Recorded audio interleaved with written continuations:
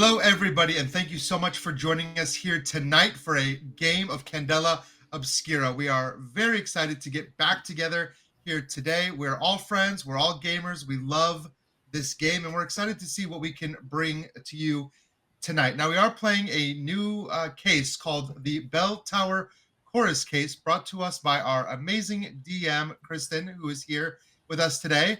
We've also got Sean joining us. We've got Erika. We've got Erin and myself, Ryan. And we're going to take just a second here at the beginning to kind of talk through who our characters are. And I guess since I'm already talking, I'll just start, if that's okay with everybody. Yeah. My character's name is SILAS SNAGSBY. He is basically a Dickinson villain. Like, he is just like 100% that shady criminal that just like shows up in like a Dickinson novel and like has some kind of elaborate backstory that you go, who is that guy? Why was he only in one chapter? Because he seems way more interesting than whatever's actually happening. He is a thief. He kind of grew up in the shadows, but he was mentored by an unnamed figure. I'm leaving that blank. He was mentored by an unnamed lightkeeper within the Candela Obscura agency. And so that's kind of what brought him into the fold. So it's all about sneaking and slinking around and all that stuff. So that's me. All right, who's next? Wow, everybody, so excited to share your characters. I'll go next. So my name's Erika, and I'll be playing Dr. Marcelle Crow. That's Dr. Crow to anyone else who is not one of her close friends. She is an archaeologist and professor of the occult. And so she has been studying and gotten wrapped up in with the Circle and Candela Obscura due to her professorial nature in seeking out ancient artifacts and the occult. So she's excited to go adventuring tonight. Awesome. Oh, and her class breakdown, she's a professor and a scholar, if that wasn't clear already. That's right, and a scholar. I can go next. My character is Vic Whitby. He is a muscle soldier, which everybody is not surprised by that. And Vic is a veteran of the Great War. In fact, he actually has a scar over his right eye from a altercation that he had with somebody from Otherwhere who attacked him with a knife and left a scar. But in that attack, found out that that knife actually was infected by bleed. And so sometimes Vic can actually kind of see like almost like a I think like True Sight in D&D, or kind of like a cyborg overlay, where sometimes you can kind of see the magical flare world overlaying the world of what's this called? Fairlands, the Fairlands. And so now, since the Great War, he has actually worked in Hallow Harbor as a shipment manager. So he still kind of does a lot of the muscle work with loading and unloading from the docks and everything. And he's actually been part of Candela Obscura, kind of like as an as-needed basis a little bit, working with somebody since the Great War. But he does have a little bit of a secret that might come out tonight, and maybe not. We'll see. So,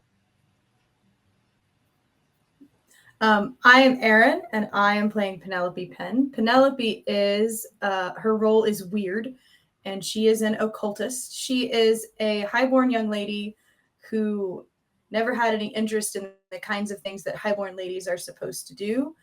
And when she discovered that she had this gift of, communing with spirits and the occult, she was very excited. She is part of Candela Obscura because she was bored, and she was approached to join, and she was like, sure, I have nothing better to do. So she did. It also kind of it gives her something to do, and she likes that. She's not a terribly adventurous person, but she also isn't quite aware of exactly how dangerous things are, so she ends up in trouble more often than not anyway. My name is Christen, and I'll be acting as the GM for this. And this is a kind of a wintry themed one shot that I wrote that's kind of based off of Charles Dickens' Christmas Carol. It's got some Christmas Carol things that you might pick up on. And I like Candela Obscura for just kind of a good niche little light, easy to run one shot every once in a while. It's kind of fun. Okay. So anything else we need to do and talk about before we jump in? I think we're ready, right? Yeah, I think so. Let's do it. Okay. Awesome. So I will say that I've got a little bit of exposition to regale you with for a little bit. So if you would indulge me. Marley was dead to begin with. There is no doubt whatever about that. The register of her burial was signed by the clergyman, the clerk, the undertaker, and the chief mourner. Eleazar signed it, and Eleazar's name was good upon change for anything he chose to put his hand to. Young Miss Marley Jacobson was dead as a doornail. Eleazar knew she was dead? Of course he did. How would it be otherwise? Eleazar and she were friends and partners for I don't know how many years. Eleazar was her sole executor, her sole administrator, her sole assign, her sole residuary legatee, her sole friend, and sole mourner. Being an orphan with no relations to speak of will do that to a person. Eleazar was dreadfully cut up by the sad event, being an orphan himself. External heat and cold had little influence on Eleazar. He cared nothing much for either. No warmth could warm him, no wintry weather could chill him, no howling wind that blew was more mournful than he, no pelting rain less open to being swayed. Nobody ever stopped him in the street to say with gladsome looks, "My dear Eleazar, how are you? When will you come see me?" No one knew him well enough to do so. He passed through the crowded streets of New Fair as if invisibly. But what did Eleazar care? It was the very thing he liked, to edge his way along the crowded paths of life without attention, without care, lost in his own thoughts. But tonight is the night of the Belltower Chorus, the night that the citizens of New Fair consider the turning point of the harsh winter. In the dead of night, the churches in the Shrive Line and all throughout the city of New Fair will ring all of the bells in their bell towers, rousing the citizens who then dress in heavy coats and furs to check on their neighbors with the traditional greeting, "Wake, neighbor, rouse yourself from the cold." And the traditional reply, "Oh, winter, where is your bite?" The neighbors will check on one another to make sure that no one has succumbed to what is most likely the coldest night of the year. Fires will be lit in living rooms and parlors, and hot stews will be heated and cooked for the evening before. In the past, food would have represented sharing the last bits of autumn's harvest. But New Fair hasn't seen a winter quite that bad in a while. The evening would conclude at the break of dawn with merriment and songs and attending services in the Shrive Line district. It can be likened to caroling on Christmas Eve, combined with maybe a Thanksgiving meal. Eleazar hated this tradition, especially now that his beloved Marley was dead. Long dead, and long buried, and long cold in the ground. He hated it. He hated pretending like his neighbors, to like his neighbors and to care for their safety through the winter. He had cared for Marley since they were children, and look at what good that had done. "I know how much you loved Belltower night growing up," he says to a modest portrait of a woman with black hair. "Some winters, it was the only food we had for days. People only remember the strangers on their doorsteps once a year." Eleazar pulls out a thick candle from a drawer in his nightstand. But I have something for remembering. He places the candle on the mantle underneath the portrait and strikes a match against the rough mortar of the fireplace and then lights the candle. Eleazar turns to sit in one of the 2 chairs in the room. He doesn't see the candle turn blue, and a spectral woman rise behind him. Hours later, the Belltower Chorus rings through the darkness of the bitter winter night. Neighbors rouse, candles are lit, electric lights flicker in the neighborhoods that have that luxury, and shouts of "Rouse yourself from the cold!" thunder through the darkness. The blonde young man who approaches Eleazar Pine's worn door is one you all would recognize. This is Freddie Carter, who staffs the public portion of your circle's chapter house. He's been Eleazar's neighbor for several years in this portion of the ramshackle South Soffit district. His hauntingly blue eyes, eager to greet the reclusive Eleazar and share at least a little warmth and a little meal with him, even if Eleazar isn't the most conversational or pleasant companion in recent months. "Eleazar!" he calls, banging on the thin door. "Wake, neighbor, rouse yourself from the cold!" He stands outside the door, holding a small candle braced against the chill of the night, smiling to himself as shouts and singing can be heard through the thin walls of the South Soffit tenements. He bangs again. "Eleazar! Wake, neighbor!" No response. The eager smile on Freddie's face stills a little. Eleazar is no more than a dozen years older than Freddie. Surely he hasn't succumbed to the biting winter cold. He tries the handle and finds no resistance. The parlor is empty. "Eleazar," he calls out. "Eleazar, are you all right?" He goes to the bedroom, only to find it empty. The fireplace has died down to embers, and the bed looks undisturbed. Freddie grabs the candle on the mantelpiece and lights it before absent-mindedly placing it on the nightstand as he peers into the bedroom.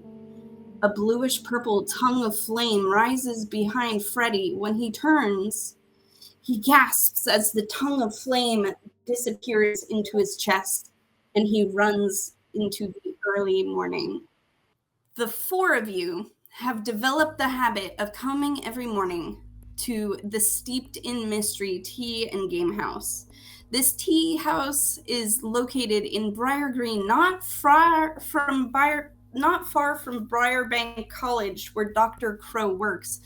And it's very popular with the college students and professors who want to get a little bit of extra energy with various caffeinated beverages or blow off a little steam, matching wits with each other with a board game or 2.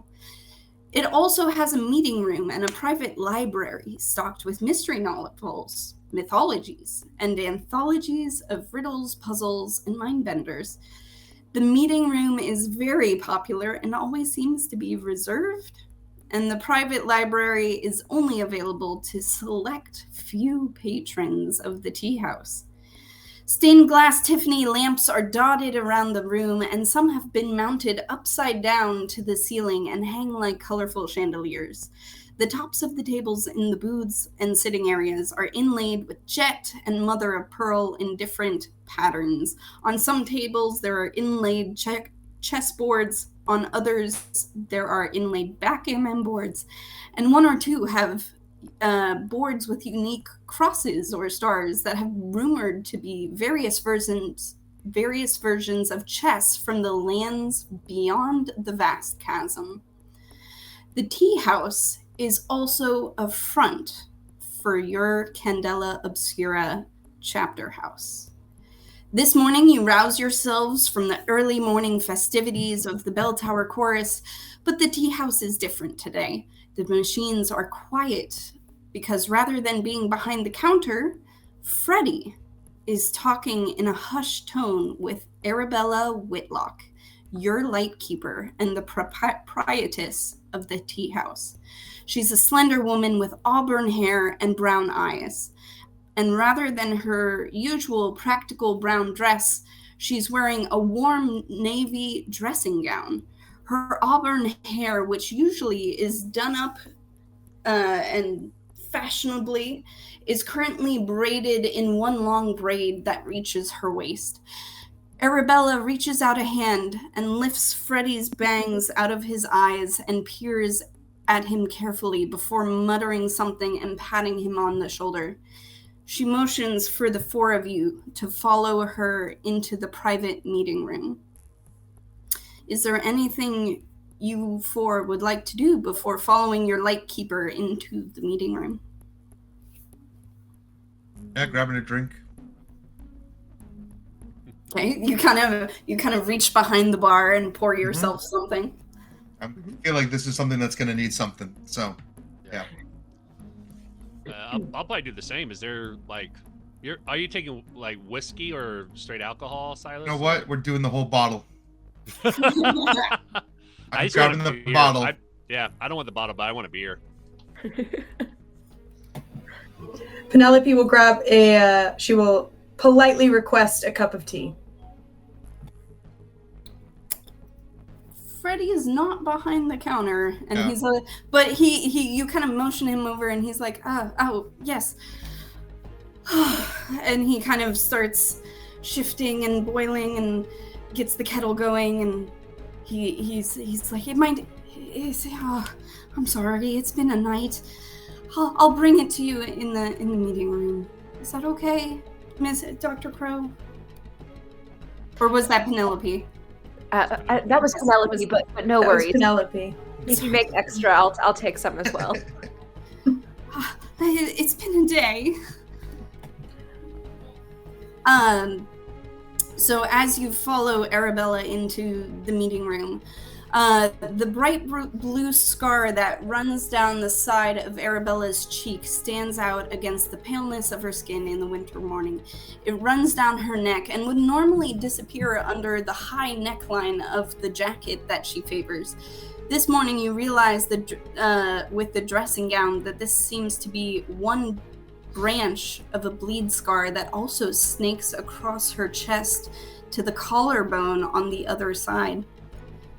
Freddie's had a bit of a fright, Arabella says. He went to check on his widower neighbor, Mr. Eleazar Pine, but found the apartment empty. And when Freddie went inside to check in on him, he was accosted by something. I need the four of you to go investigate. You don't need to verify that this phenomenon was indeed caused by bleed. I trust Freddie's intuition in this. He's not unfamiliar with the effects of bleed. What I need you to do is to find the source of bleed and then either destroy it, contain it, or remove it from being a threat. You are investigators of Candela Obscura, and this is part of our mission. We are also protectors of the people, so while you're trying to contain, remove, or eliminate the source, also try to provide comfort or support to those affected by this phenomenon. Most importantly, bring something of importance for Candela Obscura to study in the lighthouses. Anything you bring back makes Candela Obscura wiser and stronger. Do you have any questions for me? Arabella asks. Yeah, you said Freddie was accosted by something. What was it that he saw or experienced? He said he saw he lit a candle in Eleazar's apartment, and figment of blue flame rose out of the candle and came at him, and he felt a sudden unease. And he quite honestly ran. I don't blame the poor child. Sounds like our scene. Silas kicks back the rest of the whiskey. I'm ready. Good. Stay warm. Stay safe. Do you believe we should start at Eleazar's house? Should we go back to the scene of where it happened? Yeah. I'm with you, Doc. I feel like this was your mission to run. I'm not doing it. I'm not bringing back whatever. If there's something I need to kill, I'll kill it. And if there's somewhere I need to sneak, I'll sneak. But science stuff, nah. Well, I'll bring something back for us to be able to investigate what else has been going on with this. Should be interesting. I guess yeah. We should head back to the scene of the crime. Penelope or Penn, do you have anything that you would like, or do you think we should do anything other than head back to the scene of the crime? Oh, no, I definitely think we should go. Did Freddie see any sign at all of Eleazar? Of his neighbor? Do you want to ask him? Yes, we'll ask him. So you go up to Freddie, who's like, oh, yes, I was about to just bring you your tea. Here. And you ask, did you see any signs of him? And he says, well, the fire, there was embers still in the fireplace, so he must have been there at some point in the night, and the door was unlocked. So, and it wasn't like it was broken open, so I don't think anybody snatched him. Who would snatch anybody in South Soffit? We're nobody special. But other than that, I didn't see him at all. How well do you know this neighbor of yours? Does he often leave his door unlocked and wander out into the street? Oh no, South Soffit is a bit rough. I don't think he has.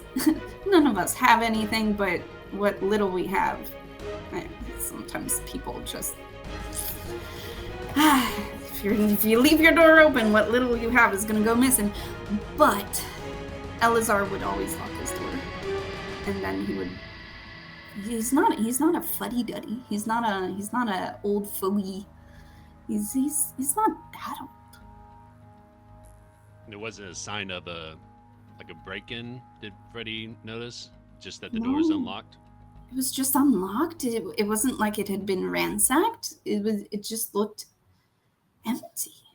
I don't know where he would go in the middle of the night on Belltower Chorus night of all nights.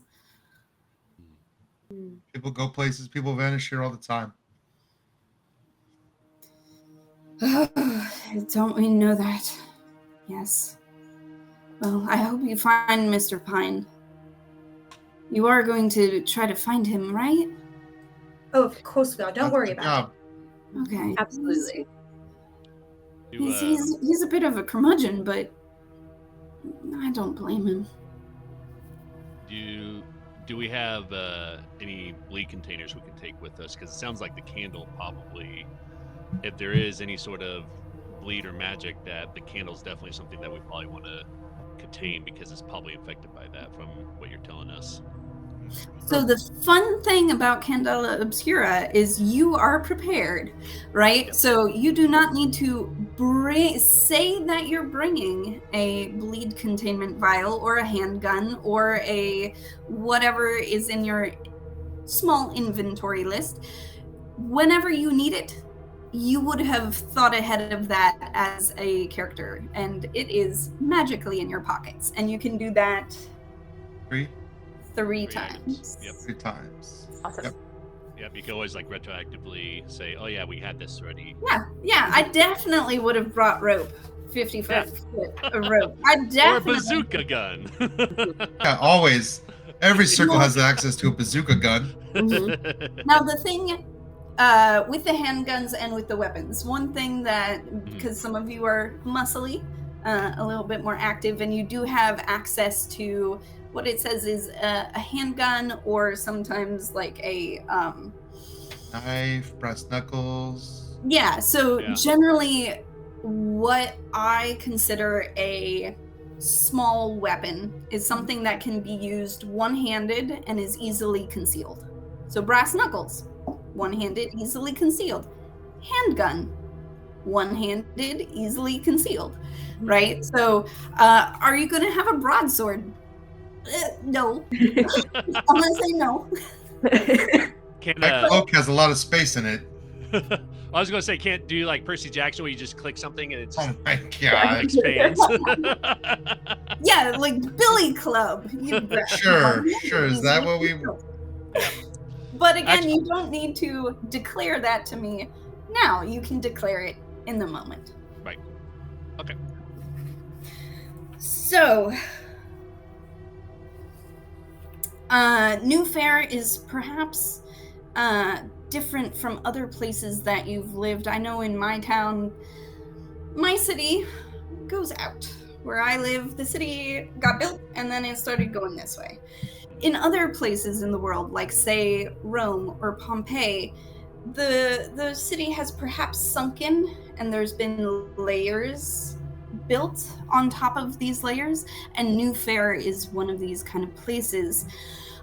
New Fair is where an ancient city has sunken below, and then a new glistening city has been built on top. New Fair has not expanded outwards, but upwards. The lower class district of South Soffit is built directly onto the old Farron ruins, and that is beneath the high class district of the Eaves. So most people don't go down to Old Fair. Old Fair is, and the people of the city may or may not believe the rumors, but the legend is that they got too close to the Magick and it destroyed them. So people generally don't like going down into Old Fair or being near Old Fair. So the poor people are the closest to Old Fair, and then the higher class is above that in the Eaves. The electric wires that feed the district above run haphazardly through South Soffit, making it hazardous and often unpleasant place to live and work. If you can imagine living in a subway, that's essentially what South Soffit is. A large subway, like big enough, but it is confined. It's underground, it's subterranean, and it's very industrial. But it's cheap. And at least since the Eaves is built on top of this area, South Soffit is fairly shielded from extreme weather. Though since there's little sun when the winter comes and the cold settles deep into the ground, South Soffit gets bitterly cold and refuses to warm until well into the summer. But describe yourselves to us as you make your way from the chapter house in Briar Green all the way to South Soffit. What would the passers-by see in this early morning? How are you dressed? What is this motley crew look like? Who's doing what? I mean, I'm from that area. Silas grew up poor, and he lived down there because that's really the only place he could afford, and he's so used to it now. But he just doesn't really walk with you guys. You know that he's there. His whole deal is that he can really blend into the crowd. Like, Silas is so nondescript. He wears such nondescript, almost boring-looking clothing that your eyes just pass over him. So he'll just kind of be there. So he's with you somewhere, but he's in, just making his way. But never too far. He'll always have his eye on the group. Penelope, meanwhile, is in full Edwardian garb. She's got her coat and her hat and her muff. She's trying really hard to mask how terrible she finds this, and she's not doing a very good job of it. It's just so dirty down here. I don't like it. And smoky. Because all those Smoky. fires. My all those skin! My skin will never be the same. Dr. Crow is used to working down here. As an archaeologist, she frequently finds herself in kind of the depths of the city trying to uncover what it was built upon in the past. And so she has on a long, like houndstooth overcoat and like has the collar popped and a fedora on her head, and just kind of keeping her eyes like, lower to the ground. To a pair of tall, like brown boots kind of clack against the stone floor, but she kind of knows where she's headed. This area of town is not unfamiliar to her line of work. Vic is probably dressed in, since this is wintertime and everything, he's probably dressed in kind of like a overcoat that probably is gray that goes down to his knees, but underneath he usually wears his usual dress shirt that's more like rugged, like what he would wear at the docks and everything. So it's kind of like a working shirt in a sense, but also wears a vest, and wears like probably blue jean material pants that are probably khaki colored, and wears some working boots as well too. And as he's walking through, he probably knows a few people in the area that he works with down to Hallow Harbor that probably lives here. He probably doesn't know like where they live exactly in terms of where their house is and everything, but he probably knows a few people that he works with have told him that they live in South Soffit and might recognize a few people. So he's not really wearing a hat. The cold doesn't really bother him, especially with having lived through the Great War and everything, but the overcoat he kind of just wears more kind of blending in than anything else, because if he's just walking around without a coat, he'll bring attention to himself that way. So he doesn't really mind the cold at all, but he's wearing the coat definitely to keep himself warm, but just to just to kind of not bring attention to him a whole lot.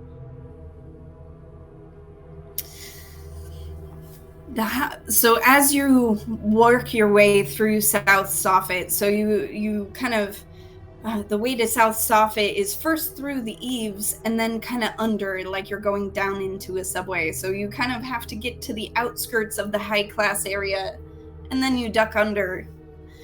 And the houses here are like squeezed and cobbled together in every nook and cranny. Most of the light is provided not by the sun, but instead by electric lights that were installed after the Great War.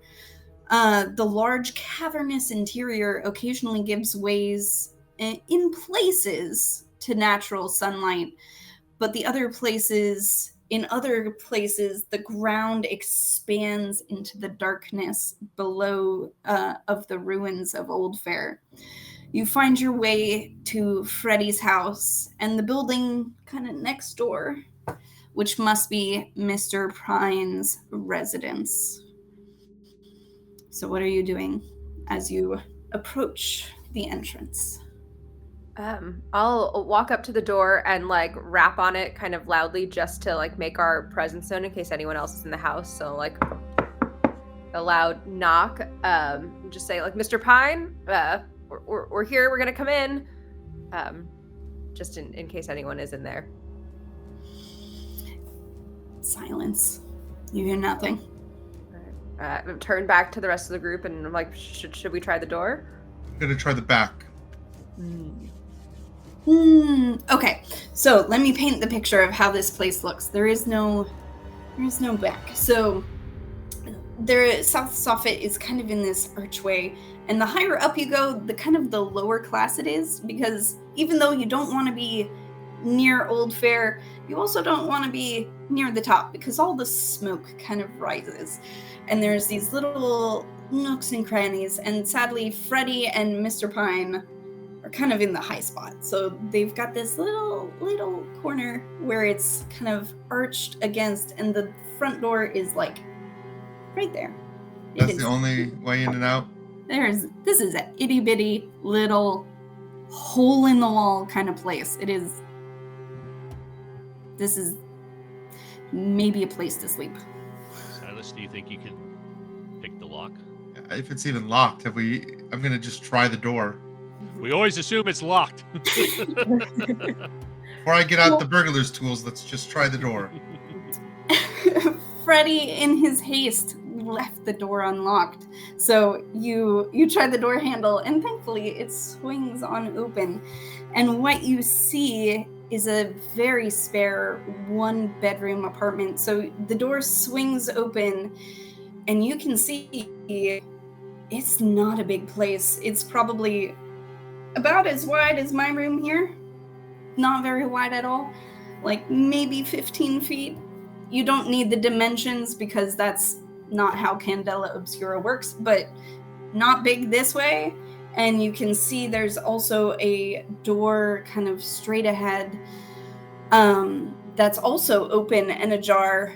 And you see this room is like as you open the door, there's a little tiny table for eating and one single solitary chair. There's a hearth of some sort with a decent sized pot, embers in the bottom. And then you can kind of see through the fireplace. It's one of those fireplaces that kind of goes through the other side, and it's also heating. What you can see on the other side is the bedroom. This wasn't about money. Don't touch anything. I'm gonna look for signs of any kind of struggle. Anything. If there's scuff marks on the ground, anything is tipped over, knocked over, if anything looks like there was a fight here of any kind. Make a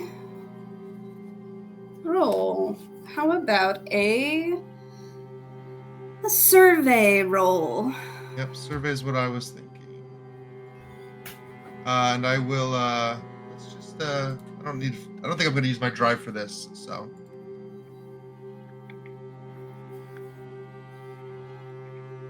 Gosh. Thank you. Bear with me as I use this app for the first time. All right, I will take a 5. 5 is a mixed success. So as you are, and also, by the way, I am going to try to hit you hard. This is a one-shot, and I have found when I was playing this, I had the very profound privilege of playing this at Gen Con one year. It is really hard to kill players in a one-shot. Really hard. So I'm going to try to hit you hard because otherwise it's no fun. Like with D&D, it's easy to kill a baby one, like a baby level 1. Oh, they are so easily killed. Level 1 Candela Obscura, I have to go hard. So I'm going to go hard. So a 5 is a mixed success. So you get what you want, and there's going to be a complication. We'll get to the complication in a bit. So you see no signs of you see no signs of a scuffle or anything. It's just it looks like he just left the door unlocked. It doesn't look particularly strange. You do see the kind of the candle perhaps that Freddie mentioned, but there is kind of like a candle knocked over on the ground in Eleazar's bedroom. But you so you don't see any signs of a scuffle. You see the candle on the ground. And you do see like there's papers on a stack of receipts and bills on the dining table. And what else? That's what you see. But this place is just giving you the heebie-jeebies. So I'm going to want you to mark a brain. So you're going to take a brain mark. And I want you to describe why this place is just giving you the heebie-jeebies. Okay, well, so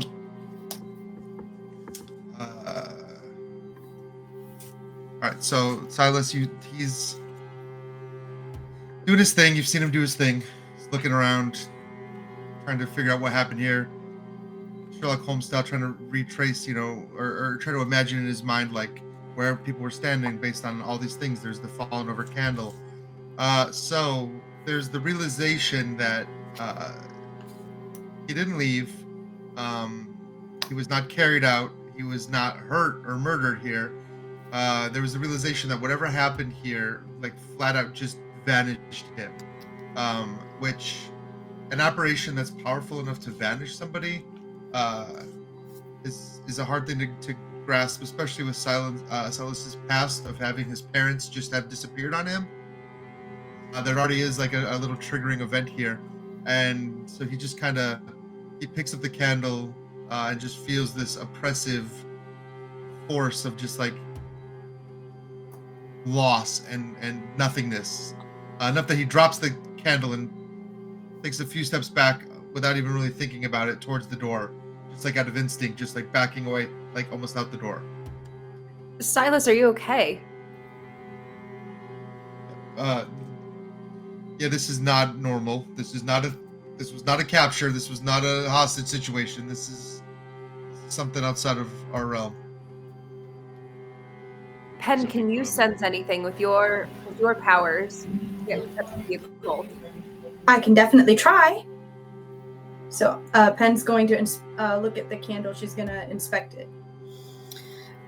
In what way are you inspecting this? Because I'm like picking it up and looking at it really carefully, trying to figure out what's going on with it. So would that be focus? Like, are you? I was hoping to do focus, yeah. Okay. Because knowing that you're the occultist, you might try to sense it, right? So I'm just gonna... Yeah, I could sense it, sure. It's up to you, because that's the other nice thing about this. This is a little bit more like there's a little give and take between the GM and the players. It doesn't have to be like it's gonna be okay kind of roll. Well, it looks like sense is perceiving a phenomenon, so I feel like that's what Penn's trying to do here. Okay. So that's sense roll. All right. Mm-hmm. 1 second. Here we go. All right, 4. 4 is also a mixed success. So, Penelope. So, you do notice that on the candle, there's kind of etched into the wax of the candle, there's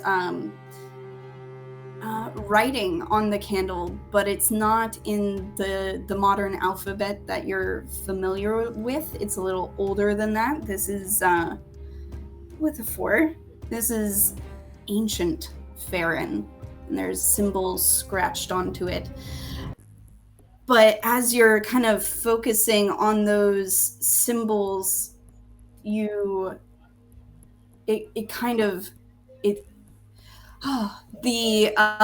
symbols itself, they kind of start blurring your vision, and I do want you to take a bleed.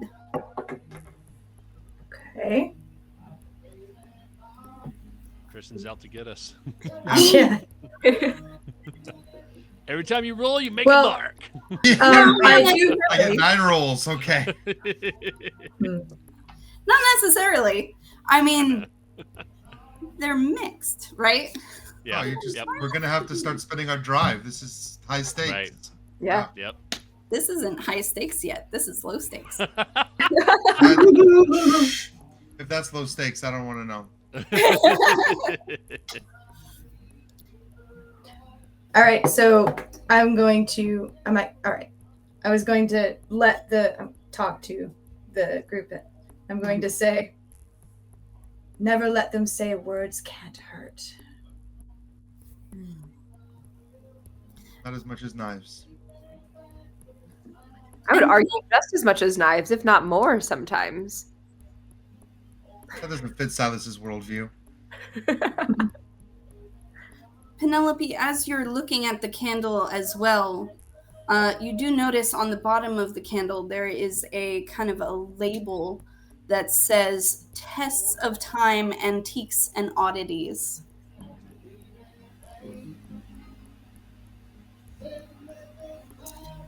And Okay, I share that information with the group. There it is.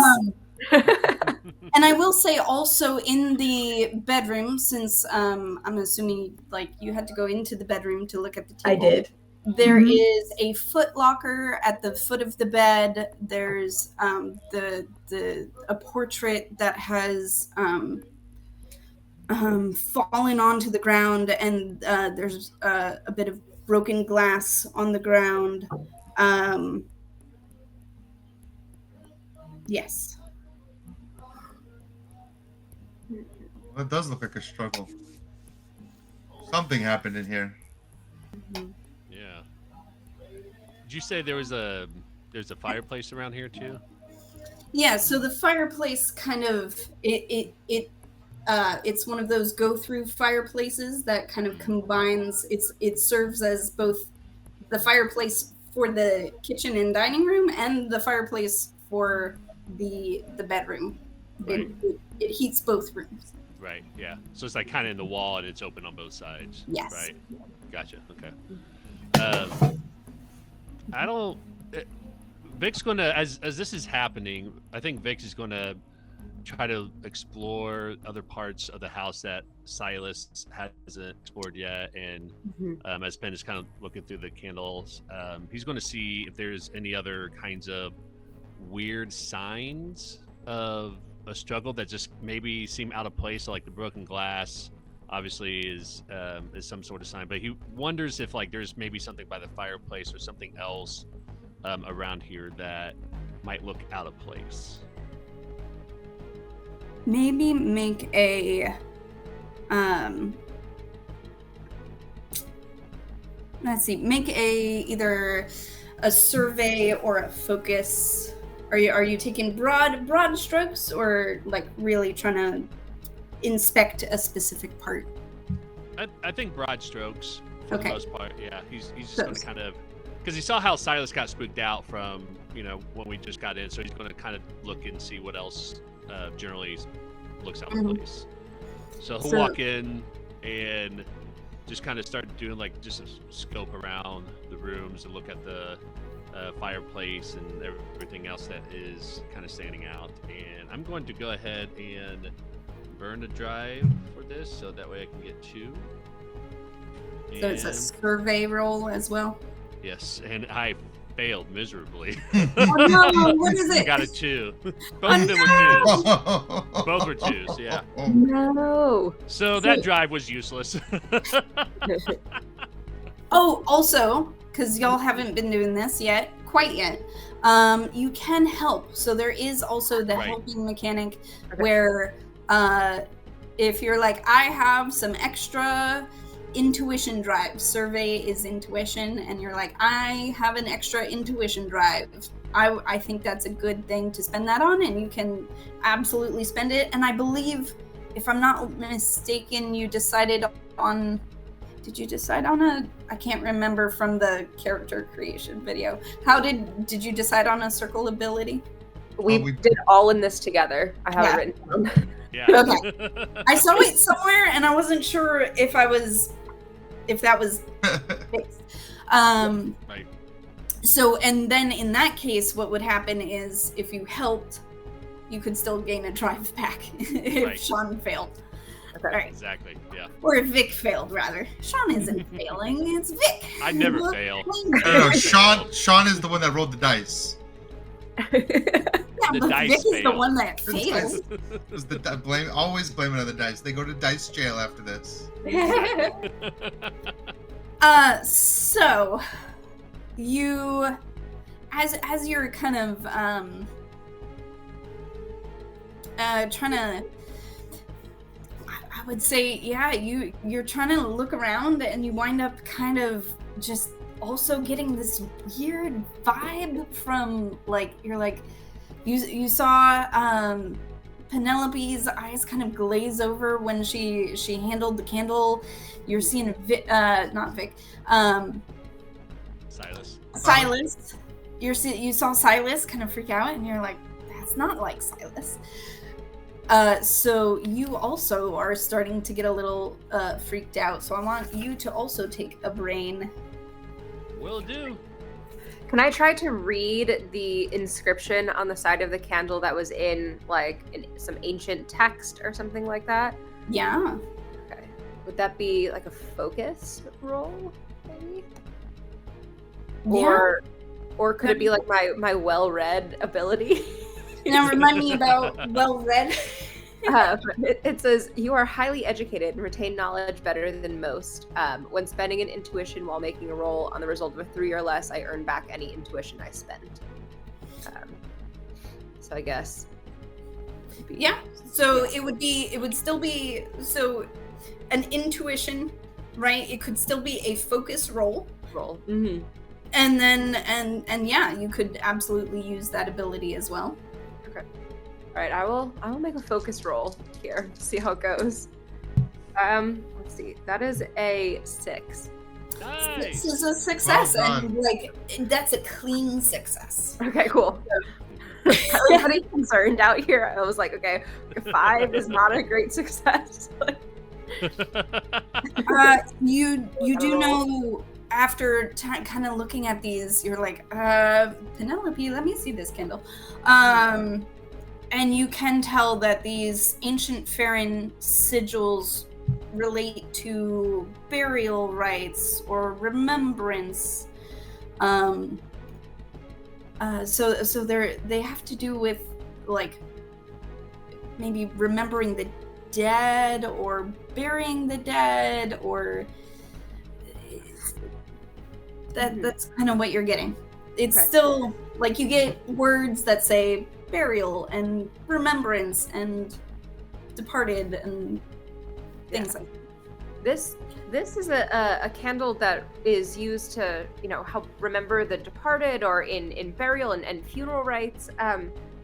Silas, did you see where it was knocked off, or Penn, did you see where it was in this room? Oh, yes, but I don't know where. The GM will have to tell. But yes, it was over there. I picked it up and I dropped it again, though. So it would have been kind of on the floor, fallen off of the mantle from the or off of the dresser, one or the other. It had been placed on the dresser and then fell off onto the floor. Mm-hmm. If I may, I forgot that I have this ability, being weird. When I take a bleed mark, I get additional information about the phenomenon that harmed me. Ooh. I get to ask you a question about it, So about yes. the source. Yes. So I get to ask you a question about the source, and now I have to think about that question. Yeah. What question? You're just excited about the ability. I was just so excited that it exists. So I suppose I'm going to ask what about the source of the phenomenon. So I suppose I'm going to ask if I was able to sense any sort of intent or desire from whatever it was that hurt me. Do you know what I mean? Yeah. What does it let's want? see.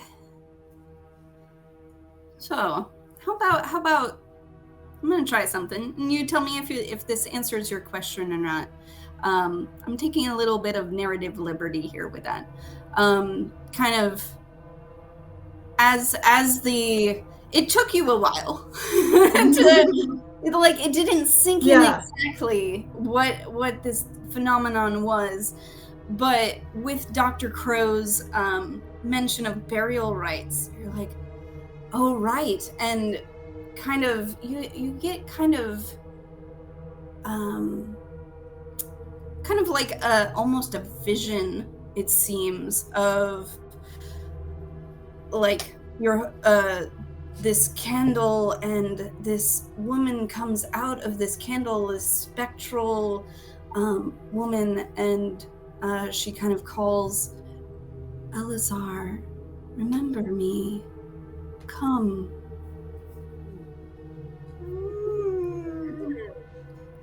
So does that answer your question? It yes. It gives me an idea anyway. I don't want, you don't want to give too much away. I know. The spirit Well. wants this. They want this thing. Does the group know about Marley and all that? Like, were we informed about that when we took on the case, or is that kind of off the table info? Sorry. Let's see. I don't think your group would know. Okay. But I certainly wouldn't. To find out in the room. Okay. There's let's see. The one investigation that, and a couple of investigation rolls that didn't succeed. Yeah. I know. I was about to say, like, don't ask me to look around. I suck at that, apparently. Well, let's open that. Let's look at the Foot Locker before we go. I want to see what's in the Foot Locker. Well, I inform them. I inform them of of my vision of the lady, like the spirit coming out of the candle and beckoning Eleazar. Mm-hmm. And then I look at the candle and I'm like, it seems like it would be an awfully tight fit. One of my things is I have to act bizarre. I have to. It's in the rules. No, it's great. Yeah. I'm loving that. Yes. No, that was an awesome rules, everyone. I love the little snippets for like encouraging role play at the bottom of the character sheets. Yes. Yeah.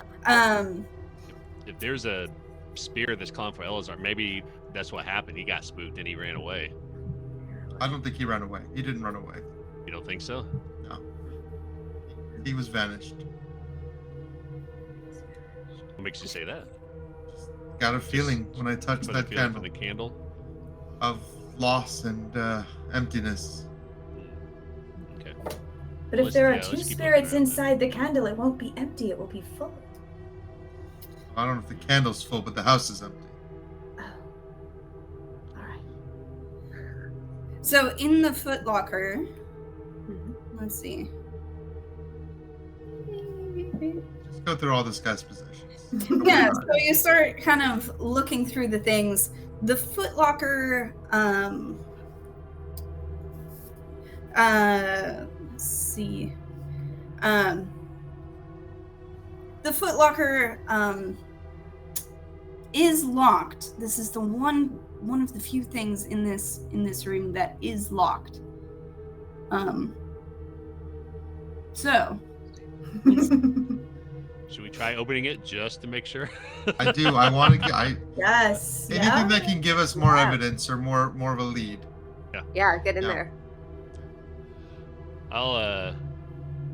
So I'll just kind of try to open it. It's locked. I'll look over at SILAS. Want to try to break this open for us? Yeah, I think I can do that. Okay. You think you can manage that? Is that yeah. Is Do if I have the equipment for it, do I still need a roll?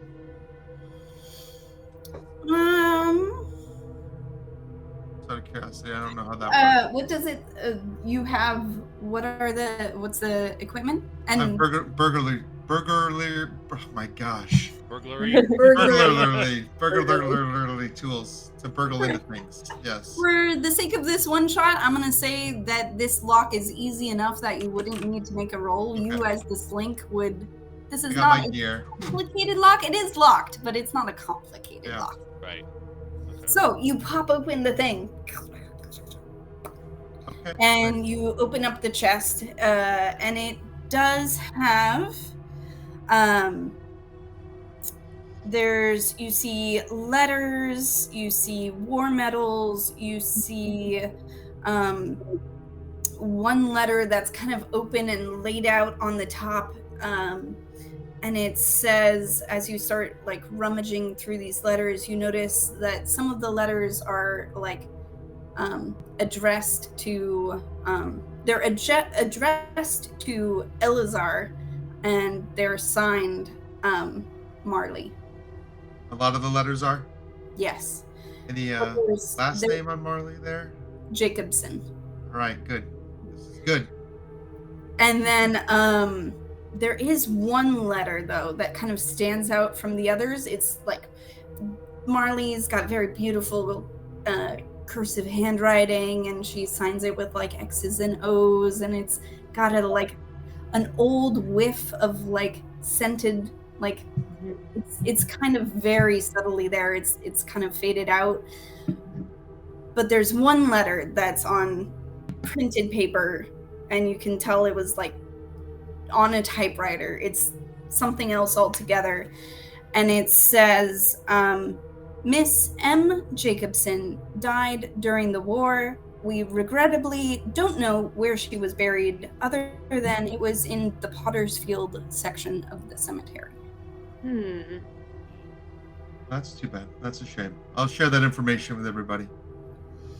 Interesting. Seems like maybe her spirit is not quite at rest.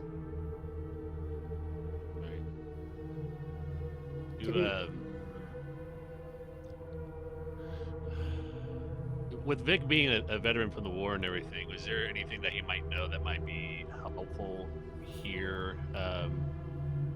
Because Vic's just because Vic's wondering, like, you know, this is probably connected to the spirit that's to the candle, and wondering if the fact that they don't know where she's buried at, would Vic maybe know somebody that could probably help out from his connection from the war?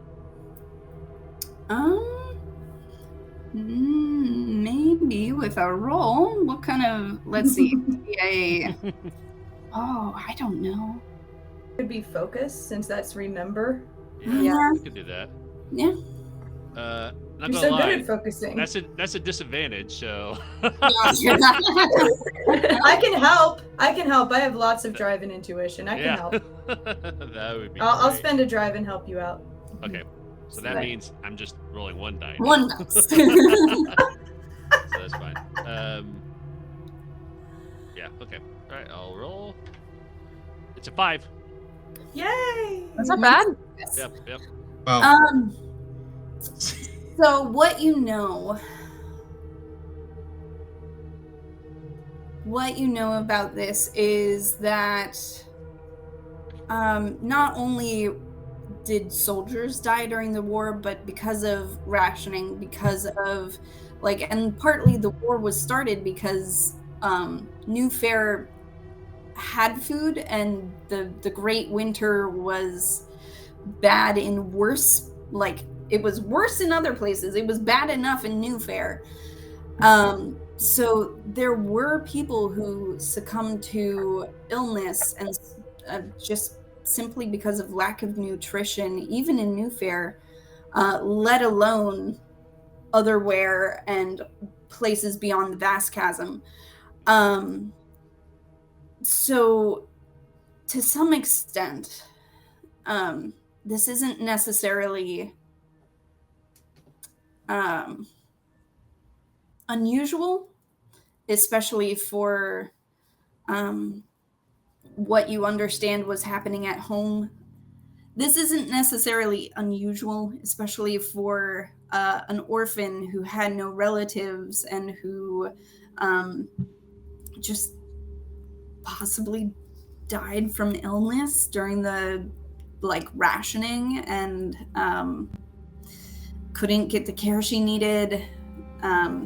And what do you do with the body? You got to put it somewhere. And Okay. Gotcha. So it sounds like she just died during the war, but not because of the war. Right. Okay. I don't know if it would be important or not, but as somebody that was from around here, Silas lost a lot of friends that were nobodies, that didn't have families. He doesn't have a family. Is there just a place where they just dump the bodies that didn't have, is there a known place, like a pit somewhere where they just dump them? There was a known place, but it's not like it's a kind of a broad area. It's this whole place, but there's not one Marley, there's your stone. It's she's somewhere in this area. You said it was Potter Cemetery or something like that, right? Potter's Field. Potter's You know, there Cemetery. there is a potentially very simple solution to this. I could try to talk to her. Oh. From here? Well, if her spirit is in the candle or The attached candle. to the candle. You should try to talk to her. Yeah. Okay. And Vic will offer to help by trying to basically mechanically, I'm going to give you a drive on this as well too. But with his scar kind of being, affected by bleed and everything, he's going to try to use that to kind of help with the attunement of you channeling to try to talk to her. Okay. Yeah. So that'll give you a That will give me 3. yes. Yes. 3 dice to roll. And do I want to do a gilded die? I think you Because might want to since do a drive here too. Well, Yeah. if it's gilded, you can always roll, like it's one of your gilded abilities. You can always roll the gilded dice, and that if you take the let me bring out some physical dice to show you.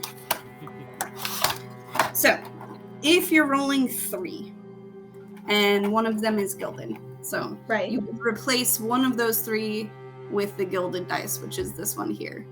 So, depending on what the results are, so this is a 6, this is a 4, this is currently a 3, well, 6 is a full success, right? But if you take the gilded result, then you gain back a drive. Right. So if it's Okay. something that, so for example, if it was instead of 4, which is a mixed success, then it's a choice. Like, do you take the full success, no consequences, or do you take the mixed success and gain back a drive? Right. Well, I don't really need extra drive right now. So I will just take the third dice from Vic. Let's see how we do. 3 standard dice.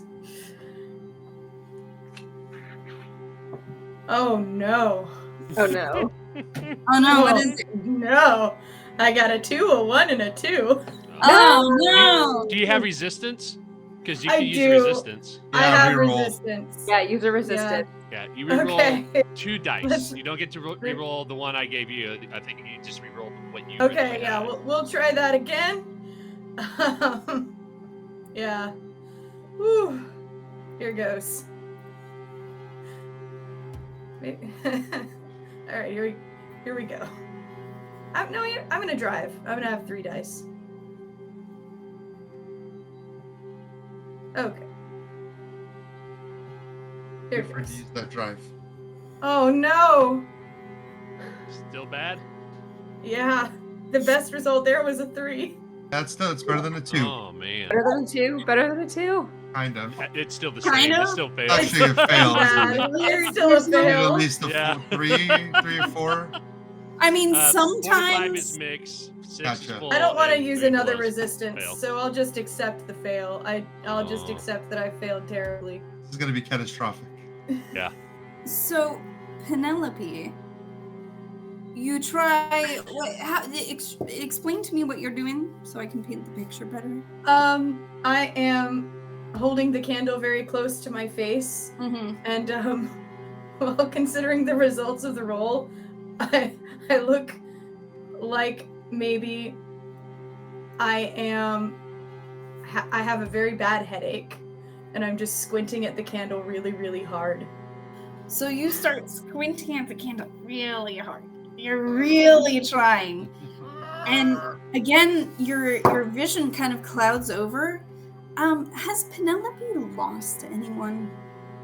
No, No? Sorry. No one? no Oh. one ever.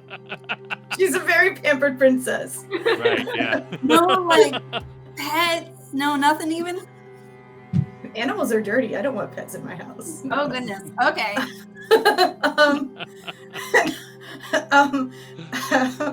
One time, I guess we could go with the time that she had just bought a brand new hat and then walked out to a party and saw someone else wearing the same hat. It was just Yeah. It's the same level It of was the trauma death as of you. losing someone. I just You can't do that. You can't do that. can't do that. So, interestingly enough, all right. So what you see as your vision kind of blurs in front of you, you do see this woman that's in the portrait that fell on the floor, the woman who called out to Eleazar, like, come follow me. but now you see her in your hat. How? And she's calling to you and she's saying, come, join me. But she's wearing your clothes. Penelope bursts into inconsolable sobs. She is So sobbing so hard. So I want you to take a brain. Can I use my behind me ability and I can take the brain mark for her? Oh. So this Does says, that work for mental? yeah, so it says spend 1 nerve to choose an ally in the same scene who's about to take a mark from a phenomenon. So it doesn't say specific mark, it just says a mark from a phenomenon. So this is where it's coming from. Okay. And describe what you do to allow to take that mark instead. Okay. All right. Yeah. So that doesn't Does quite he do this knowing? Does he do this knowing that she's crying about a hat? I have no idea. So There's no way he would know. What? does Yeah. not take So what I do- the brain mark. All right, so what happens instead, Penelope, you start to almost see, like you see something start to form and it looks like a familiar hat, but all of a sudden Vic just steps in front of you and he takes a look at the candle, and for whatever reason the bleed that's transferring between you and the candle all of a sudden transfers to Vic, and Vic who has Vic lost? Vic was a soldier. Surely he's lost somebody. Nope, not at all. No. Well, so let me ask this: can Penn see this scene? It's just going to be me, right? Okay. Just you.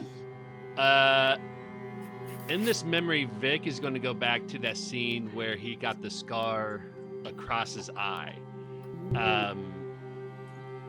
The way he got it was he was confronting this person who was actually his superior officer, and they got into the fight, and that's how he got the scar on his eye, because they were fighting each other, and his superior officer was able to slash him through across his eye, and Vic, out of self-defense, ended up overpowering him to take the knife out and ended up stabbing his superior officer and killed him. And it was really tough because it was like that sense of betrayal, and there's all these layers of emotions that happen, especially given the fact that this superior officer was actually an Otherwarian. And Vic has never told anybody this, so the characters won't know this yet. No. But Vic was actually originally a spy for Otherware, and he defected to New Fair. Wow. Yes. Juicy. So that's this what he saw. Yeah. So that's what Vic sees. Vic sees this commanding officer, and you see him, and he's got you say Vic stabbed him, right? Mm-hmm. Yeah. So you see him. He's got the stab wound exactly where you put it, and he's calling out. He's like, Vic, remember me. Come to me. And you take the brain mark instead. Yeah. So as I take the brain mark, it really freaks Vic out because he's been trying to move past the fact that he was from Otherware, that he was a spy for Otherware, and has been trying to move on and kind of embrace the life as a citizen of the Fairlands. And seeing that just really messes with his mind. He kind of like knocks the candle out from Penn's hand, out of like just of a reaction, and kind of takes a few steps back and like hyperventilating at this point because he hasn't thought about that, like, at least that intensely for a while. He still thinks about it, but like seeing that, he wasn't expecting that to happen at all.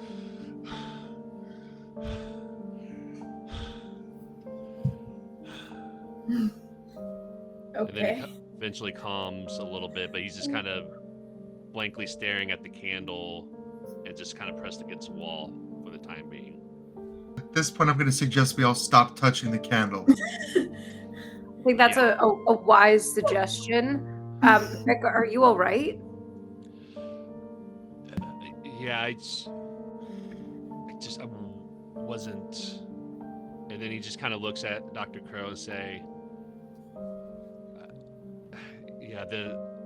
I saw something that I wasn't expecting to see. Yeah. And he'll just go ahead and, we've been working together for a while, but he'll tell him all those details about how he used to be a spy and everything, and Okay. and all that. So we won't go into the whole role play part of it or anything like. But he goes and shares that information, and that's why he's freaked out at the moment right now.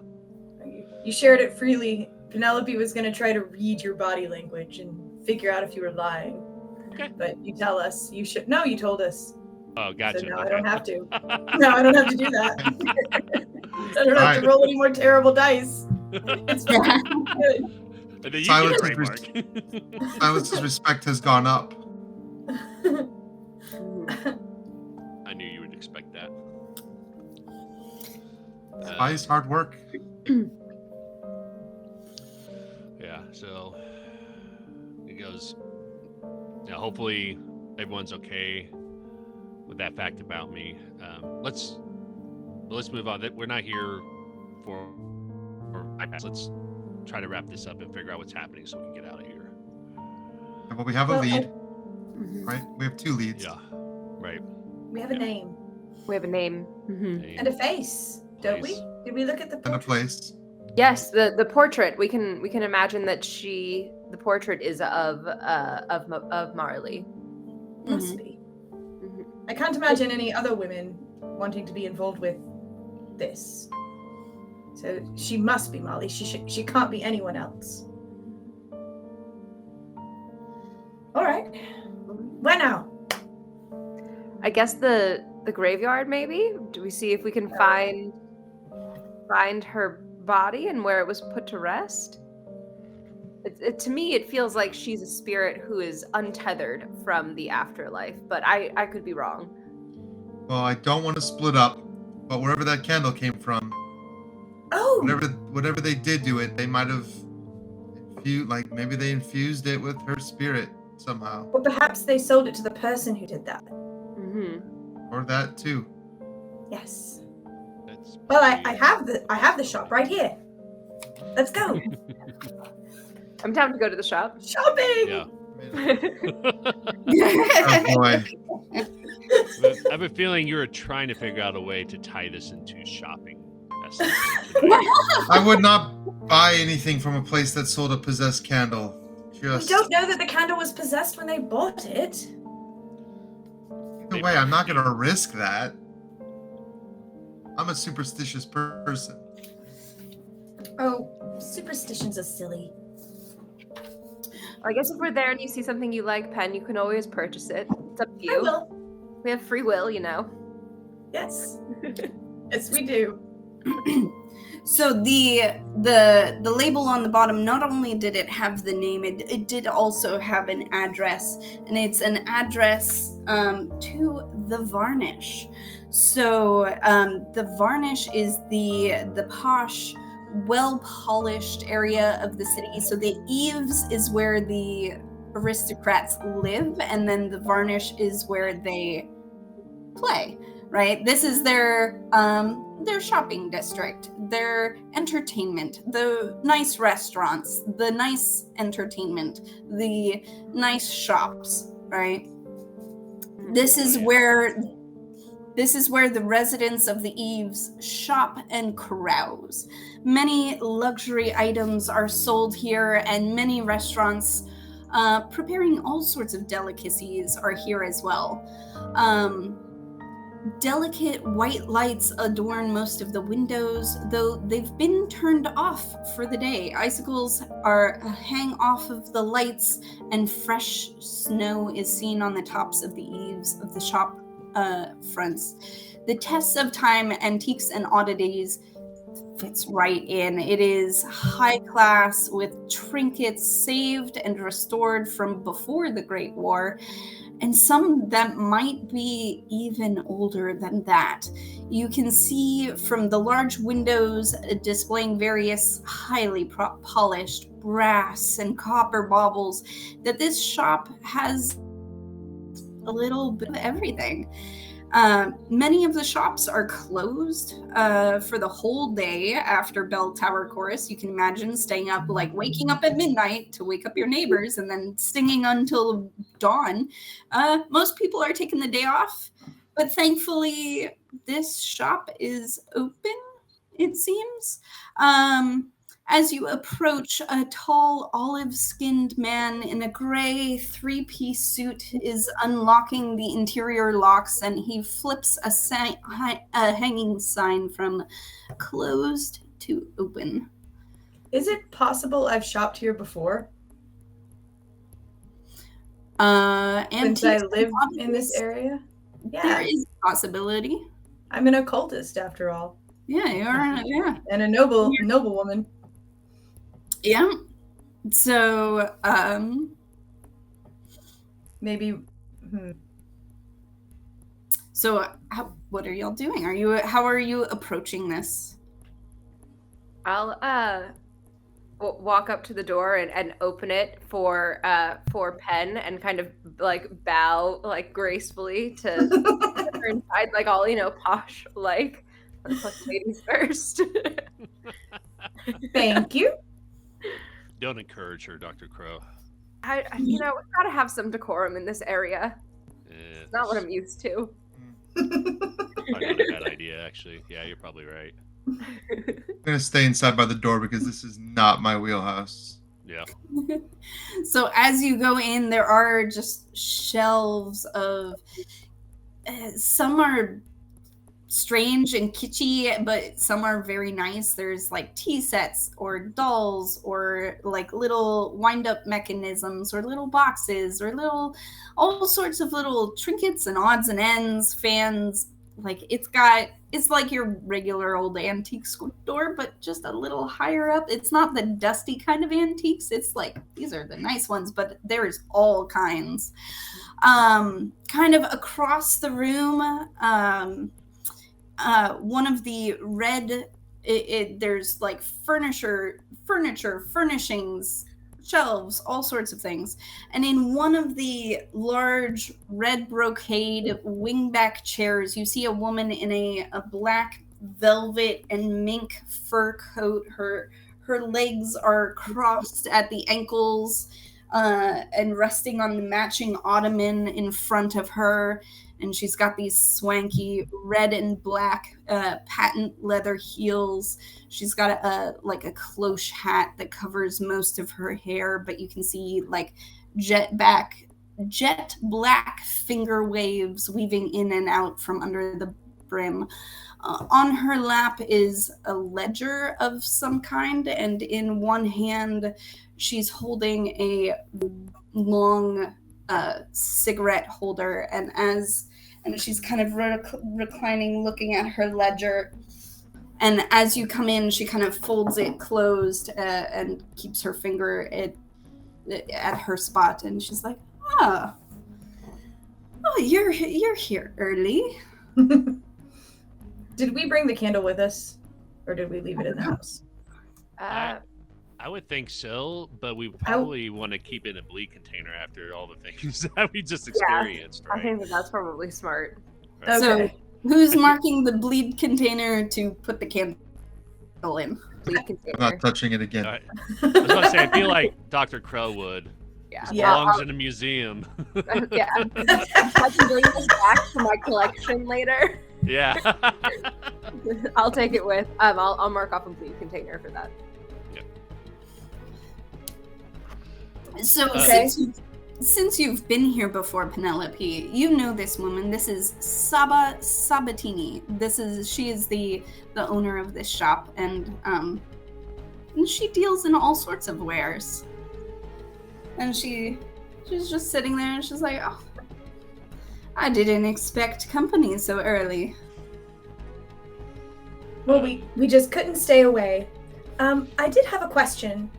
Would you mind? I do have something I think was purchased here. Can you look at it for me, please? And tell me, perhaps you know who bought it?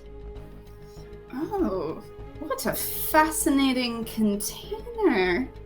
Is this custom? And she's kind of looking at the bleed container that you have it in. Yes, it is. Dr. Crow is quite... Device. She's quite the collector, and she likes to keep things preserved perfectly. So it I do has to stay in the container. I have a real passion for keeping things preserved, and so I have, developed a series of containers to be able to put things I think might be artifact worthy in, that I come across on my studies. Indeed. Oh, that's fascinating. Thank you. You must it's come lovely by when and it's tell me more about it at some point. It's lovely when someone appreciates fine craftsmanship. Yes, this is one of our candles. We have a small stash. It does have our label. So yes, it does seem like we sold it. Do you have any records or idea? Do you keep track of who buys what? You have your ledger there. Oh, let's see. Or perhaps when it was sold. Perhaps not who, but when. When? Let's see. When was the last time? We haven't sold one of these. Make a sway roll. Alrighty.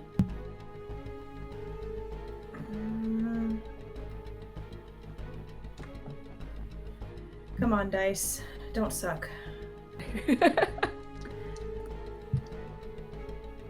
Alright, I got a 4.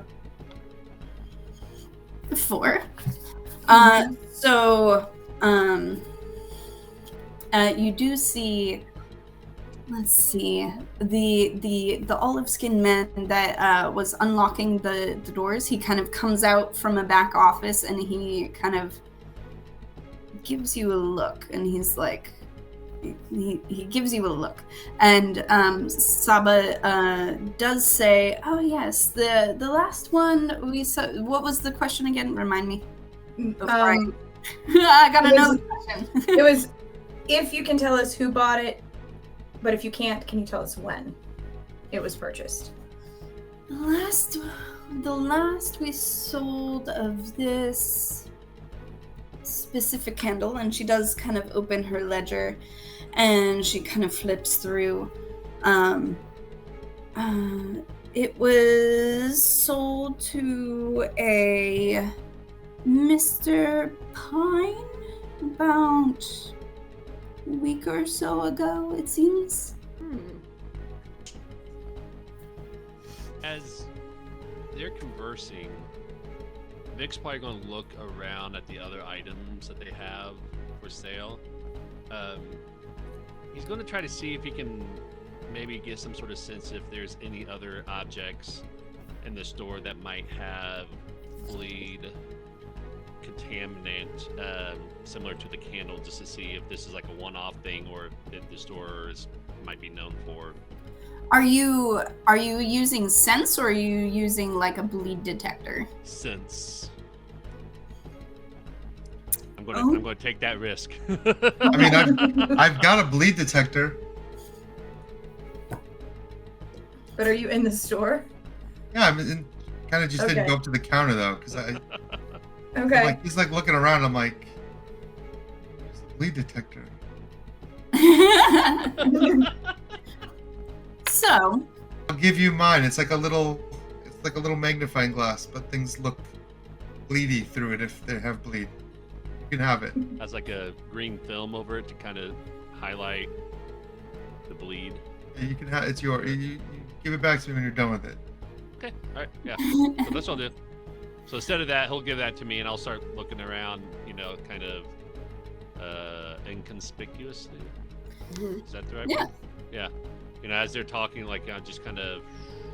yeah, you're kind of like.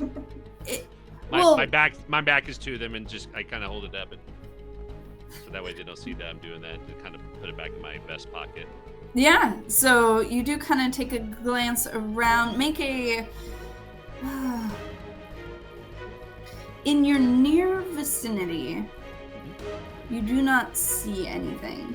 But I would like you to make a survey roll to see if you can, because it might be a little harder to catch the ones further away with the magnifying glass. I'm gonna aid you. Okay. I'm gonna use my power called Saw This Coming. We're gonna discuss right now quickly how we prepared for the situation together. I'm gonna put my hand and say, remember all the times I taught you how to use this, all the training sessions we spent at the bar. Look, you know how to use this. I've taught you how to use this, so you get an extra 1d6 without me spending a drive. So that's good. Nice. Okay.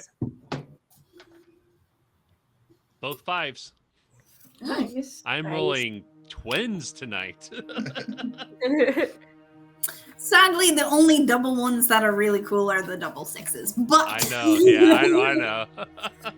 But all right, so you do kind of you do catch something kind of in the far corner, but the gentleman who was kind of standing behind Saba catches sight of you, and he's like, "Hey, what are you doing there?" And he's kind of coming up to you real quick, like, "What are you gonna do?"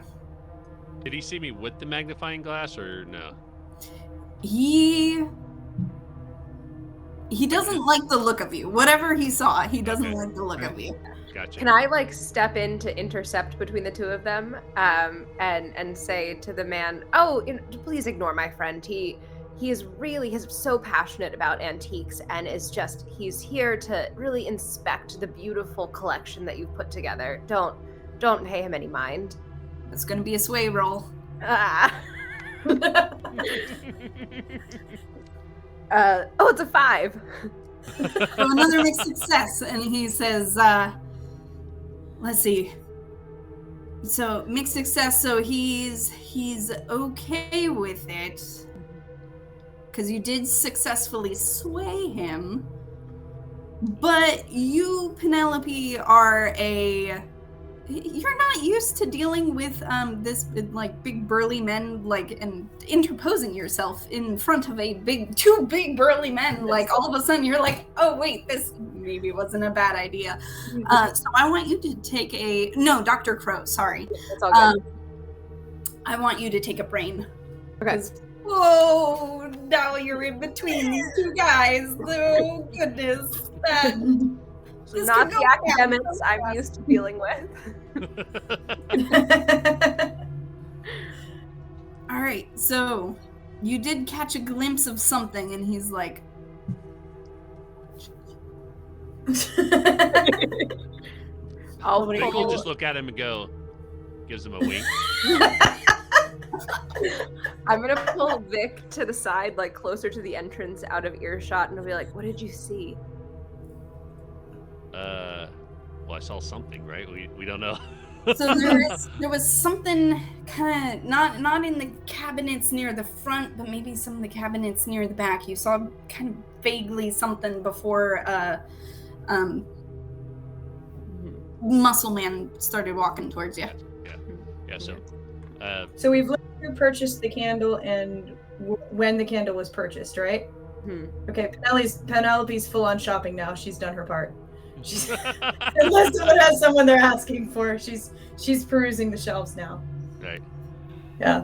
So I'll say to Dr. Crow, I was looking to see if there's anything else here that has any bleed.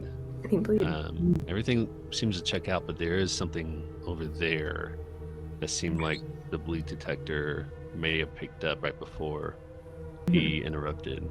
So it doesn't seem like this is a regular thing, but they do have at least one other thing that is affected with bleed. Yeah.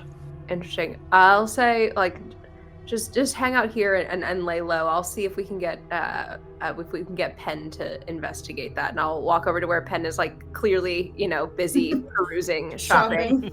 And I'll whisper to you, so Vic was able to see something else that was affected by bleed, but it's it's in the back, and we're not entirely sure what it is, because the man over there kind of saw us looking around and was weird about it. Do you think you could inquire back that way and see if you can figure out what it is? Oh, okay. And Penelope starts walking towards the back. So as you She's just going. She's just going for it. Beelining. Full Erin mode. I'm allowed back there. Here I go. Yeah. Well, it's not like it's in the reserved section. It's just kind of back there. And thankfully, like, Penelope has been here before. These others are a little bit strange. And for whatever reason, Saba's bodyguard just didn't like the look of some of these people. With the sketchy hood and the scar on their eyes, I wonder. Easy. We fit in. It's so weird. Don't forget about me as soon as I leave. So I'll come back here and I'll see if I can sense what it is that he saw. So you go back and go ahead and make a sense roll. Come on, dice, please. I'm gonna roll so many times because at some point they have to start being good, right? Right, they have to be. Law of big numbers. Mm-hmm. We Come on. die from all the rolls. Oh, there's another 4. It's another 4. Not the worst. No. Why is Penelope being unnerved by this situation? You've been here so many times before. What's going on, Penelope? It's never felt like this before, I guess. So I want Penelope to take a brain mark, but she does find the right cabinet. So this cabinet is it's kind of tucked away in the back, and you do see another one of these candles in this cabinet. Like, it looks like the one that you found in Eleazar's apartment, and it says in the little kind of like a little description, it says remembrance candle. And there's a few other things with, like, there's a little brass device perhaps, and it also has those old fair ancient Farron scrawling on it, and some parchments with old Farron on it. Like, this is some old stuff in this cabinet, but strangely enough, especially the candles don't look old. They look preserved.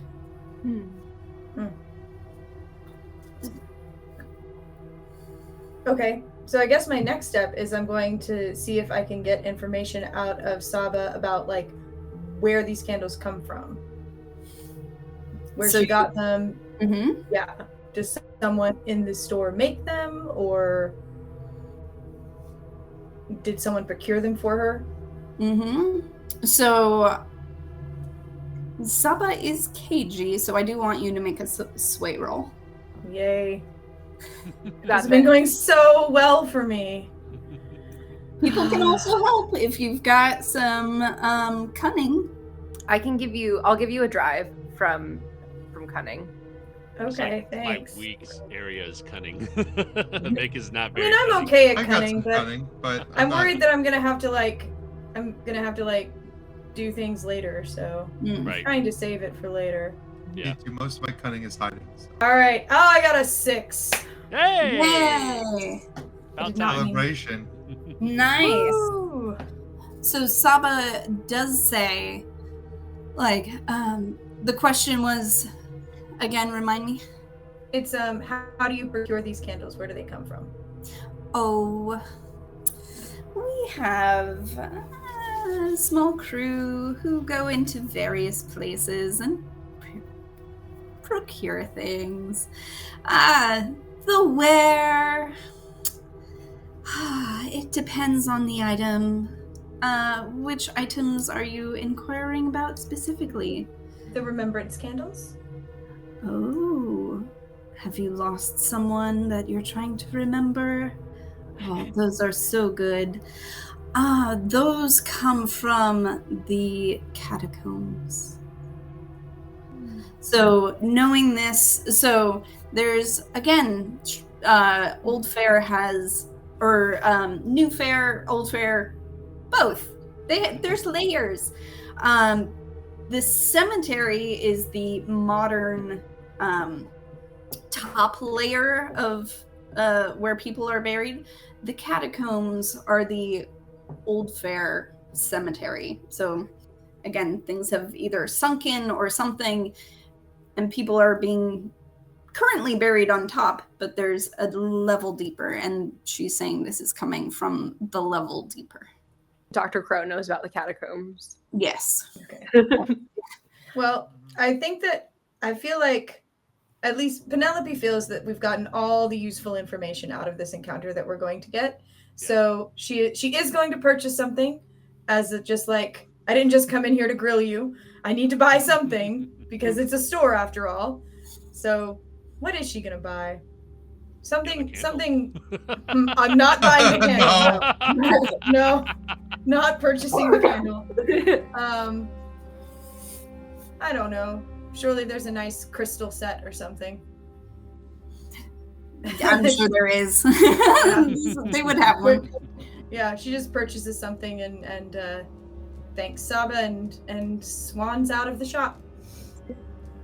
And hold the door open as we exit again. So when we get out there, it seems to me, and I'm trying to think if I should put on the Penelope voice for this. Why not?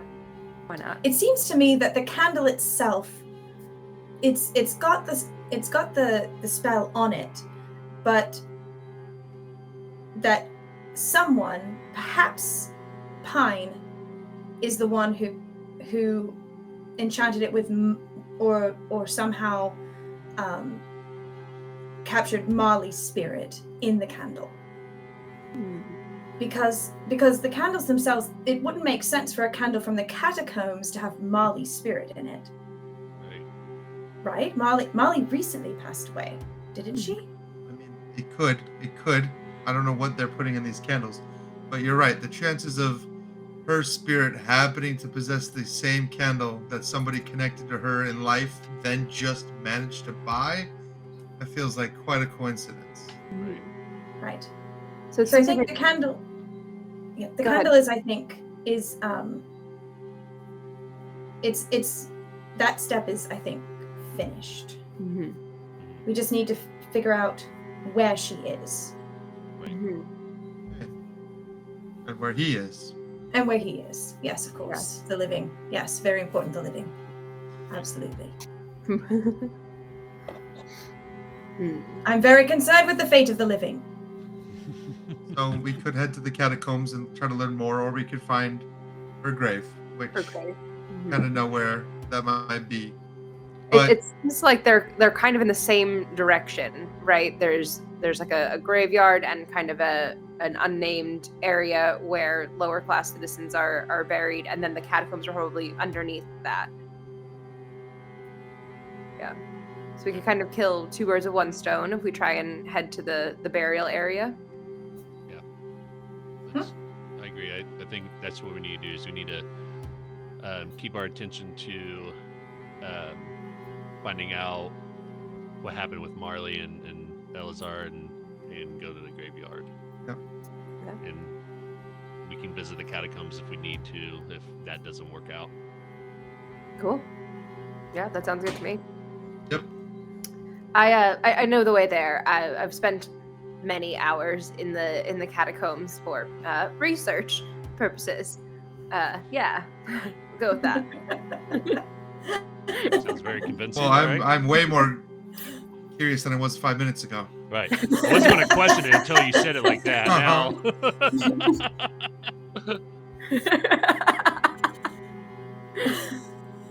It's fair. I'll lead the way. Yeah, I know my way around the catacombs as well. Good hiding spots down there. So, start heading there, and the catacombs are kind of in the same area as the Shrive line. And while there are churches of the Ascendant scattered throughout New Fair, much of the most famous and most notable churches and the church-owned buildings are in the Shrive line. The buildings themselves are nearly 1,000 years old and ornamented with ornate spires and statues and arches and flying buttresses, much like the Gothic cathedrals that you may be familiar with.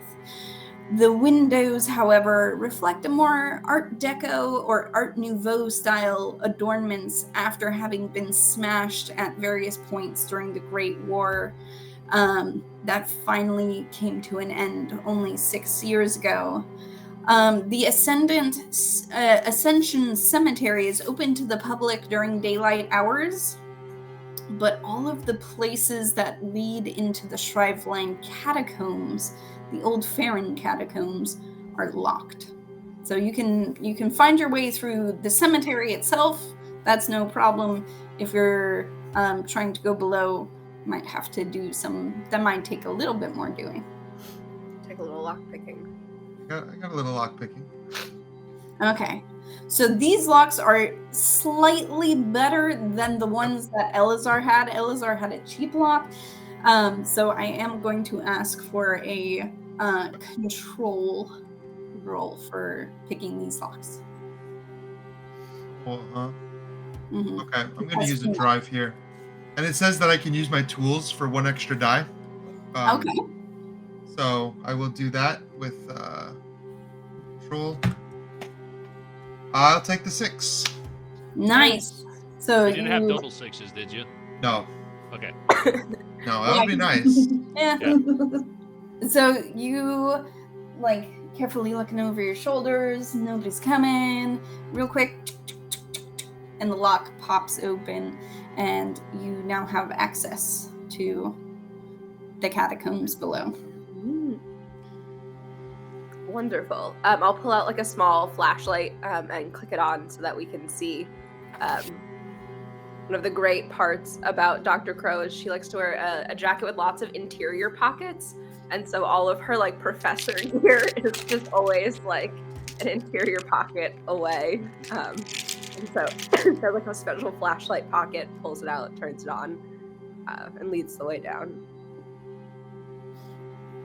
Okay, so you go down into the catacombs, and much like the Parisian catacombs, where there's kind of interesting, the bodies are laid out interestingly, same as the old Farron catacombs, and the poses, you do see the skeletal remains, but all of them are they have their hands clasped over their mouths, because that's the traditional pose of burial for all of the New Farron peoples. They believe that the soul must be kept in so that it can come back later. So in order to keep the soul in the body, they either they place the hands over the mouth, or some of them have these ornate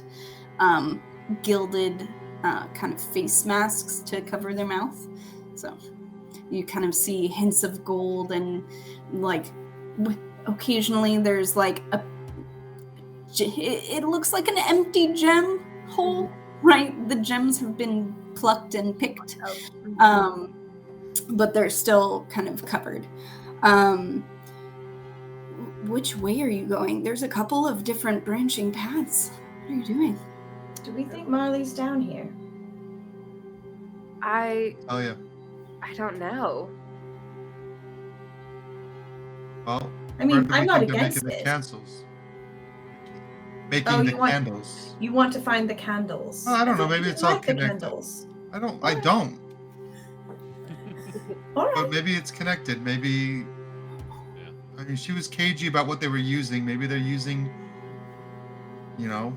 dead bodies to make the candle wax. So, could be connected. And she did say Awfully that she inefficient. has like a team of people that goes out and does this. Yeah. So we might be able to see what they're doing. Plus, What they're doing. now that we're here at the graveyard, I mean, how are we supposed to figure out where Marley's buried too? I mean, we kind of went in and not even really think about like how we want to find Yeah, burial that's site. true. Yeah, we do have an occultist. I just, You do. you know, She's very good at her job. Silas assumed that she'd just find it somehow. I didn't think it through. Well, I didn't think about it because I didn't think about anything. So, Except shopping. I just Well, I do mean, things. I thought that was why we brought Sometimes works out. Penelope. So Let's see. Do you think we can use your magnifying glass to see if there's like bleed coming from any of the pathways and maybe head that way? Give it back to Silas. Yeah. oh, I can use it. Can I do it as a survey? Mm-hmm. Yeah, and I'm gonna burn a drive for this too.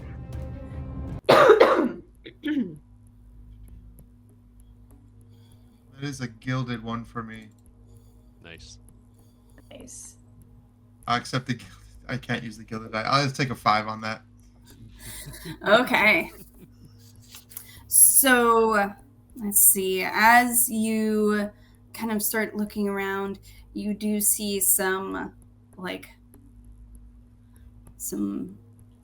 it looks like drips that seem to have bleed in them. And as you look a little closer, they look like probably wax. They're like wax strips. Oh, Interesting, guys. This way. okay. Follow the drips. All right. Follow the drips. Follow the drips. Now that was a mixed success. Yep. Oh, I'm sure. So as you, let's say it's a bleed, like as you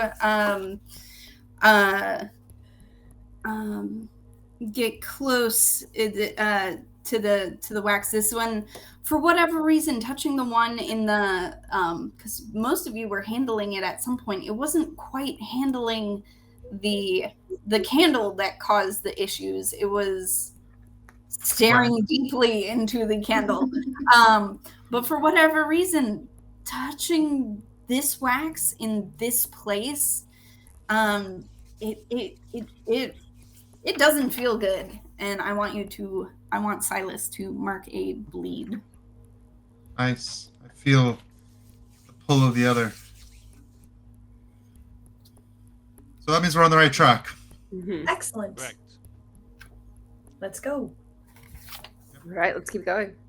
Away we go. So you follow kind of these dripping candle marks. You start to hear some things in the depths of the some of the rooms around you.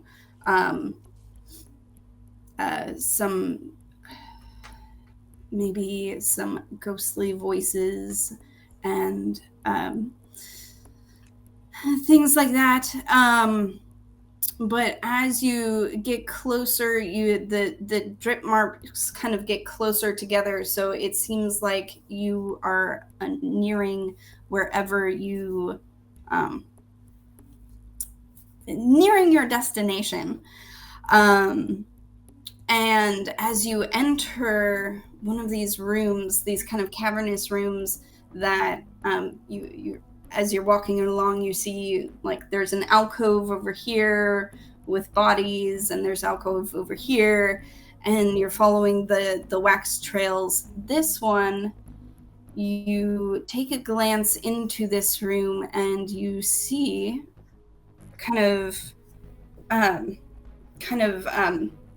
sitting on the floor, kind of half sitting, half kneeling, sitting on his legs, a figure that's just kind of got a candle in front of him, and it's lit and it's glowing blue, and he just is staring into this candle.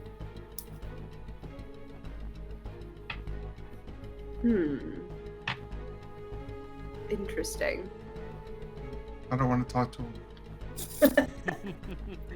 I'll go over and like nudge his shoulder and say, "Sir, are you with us?" As you kind of approach this figure that's kneeling on the floor, you actually see a figure kind of stand kind of off to the side, kind of behind him. And I want everybody to describe, essentially, you're seeing somebody you've lost. So Vic would see his commanding officer again. What does Dr. Crow see? Who does Dr. Crow see? Dr. Crow sees one of her students who she brought with as like an adjunct on her last mission here in the catacombs, but that they were attacked and this student passed away. And so this is like the first time she's been back down here, and now she's seeing like basically the ghost of this student and is like a little freaked out. And the student calls out to Dr. Crow and says, "Dr. Crow, remember me." Who did Silas see? His parents. Silas, remember us. And Penelope, who has not seen anything, according to her own words, right? She hasn't.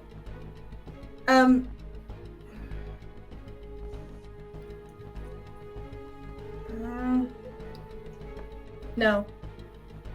I mean, I don't want to go back on what I said before. I was thinking of something that, like, if this is a stronger, maybe this is a stronger presence.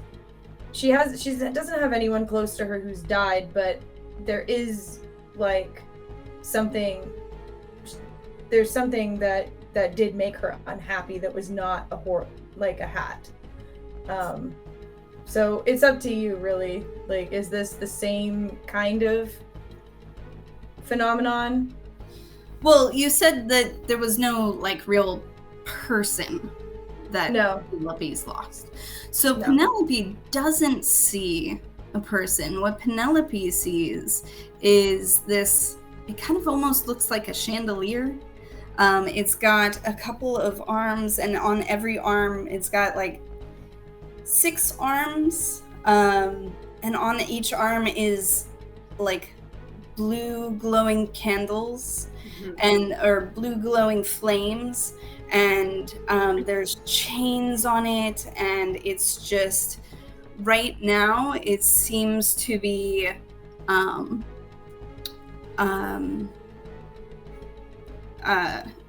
it seems to be just focused on this figure in front of it, and it seems to be drawing energy out of this figure on the floor. Oh, this is not good.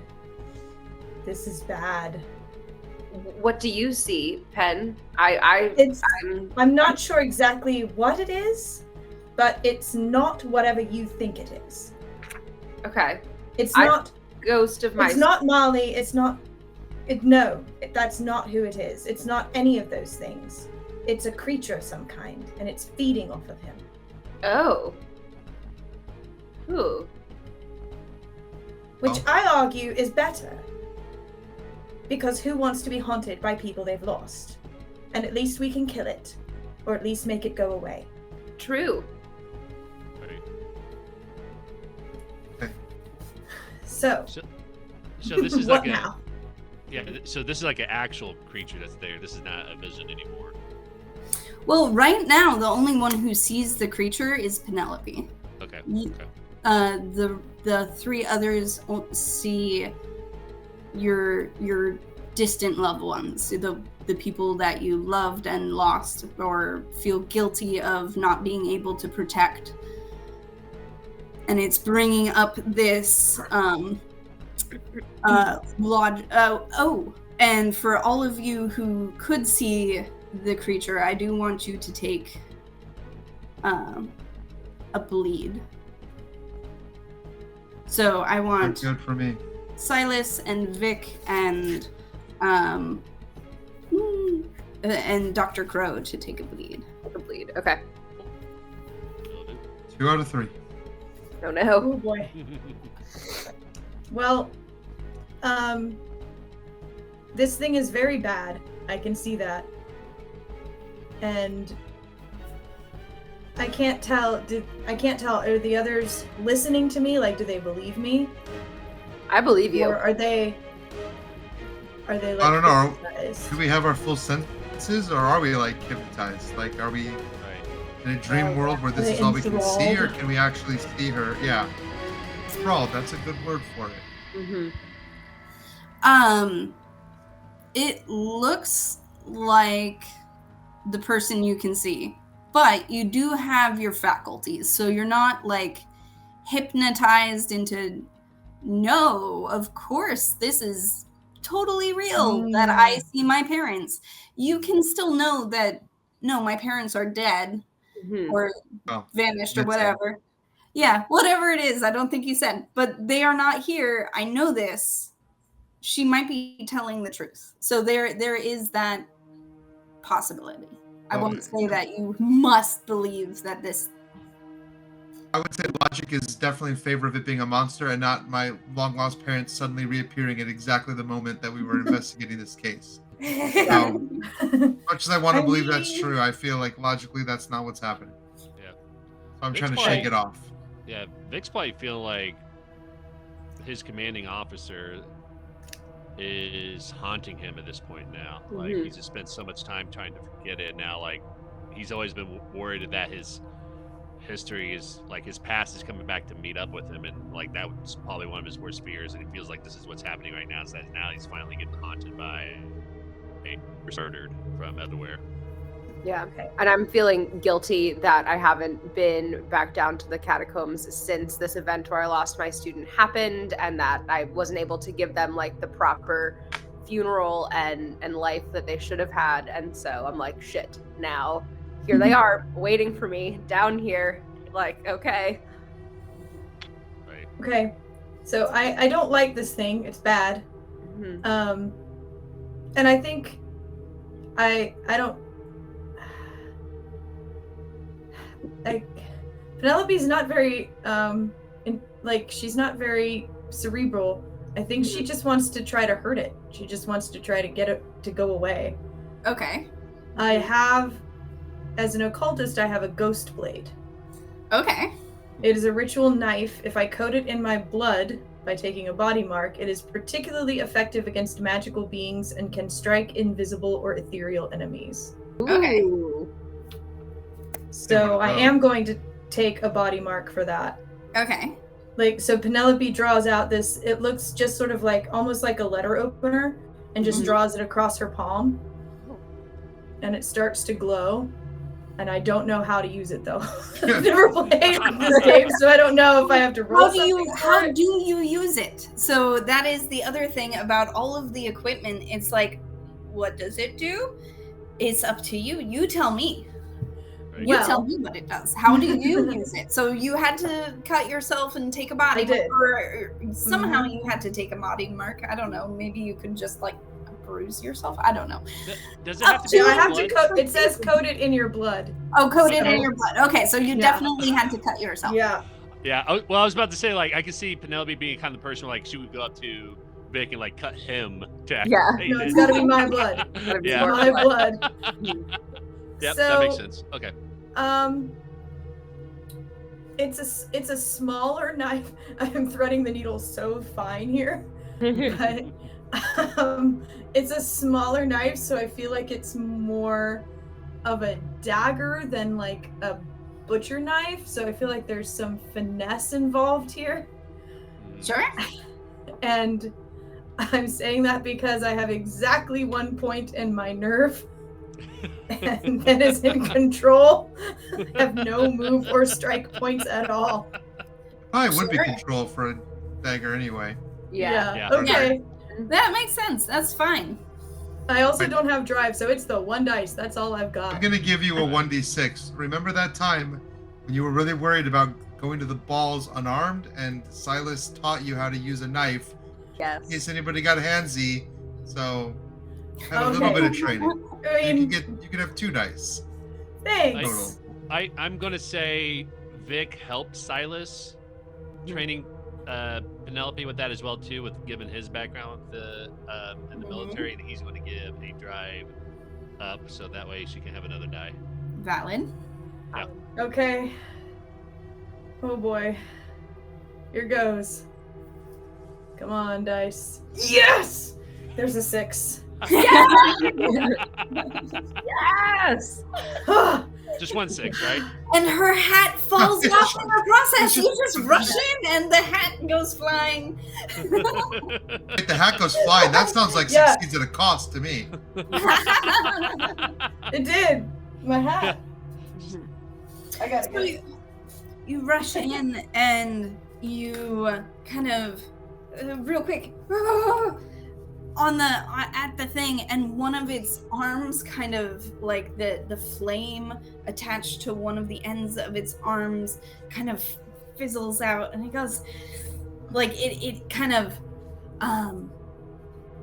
it shrieks at you. It doesn't have its own voice. It's like ah, and it doesn't like that. Penelope But- shrieks right back. Nice. She's like, ah, right back. I take this act bizarre thing very seriously. Like that scene from The Mummy, right? Yeah, right. Yeah. Exactly like it. Yeah. I'm assuming like that screaming would probably knock us out from what we're seeing, and Make us now see. we're seeing this creature that Penelope stabbed with a ghost Yeah. blade, yelling at Glowing it. Like, bloody Yeah. knife. right? Yeah. Especially with a 6 that does kind of shake the illusion, and the creature, like you can now see it for what it is. Right. Yes. So who's next? Is it physical? Is it like a physical being? Little bit of column A, little bit of column B. I mean, I'm gonna just shoot at it. I'm gonna go for. I'm just gonna whip out that revolver and just take a shot and see what happens. Sure. Yes. Yeah. That's Penelope control. picks her hat up off the floor. Yeah. Mhm.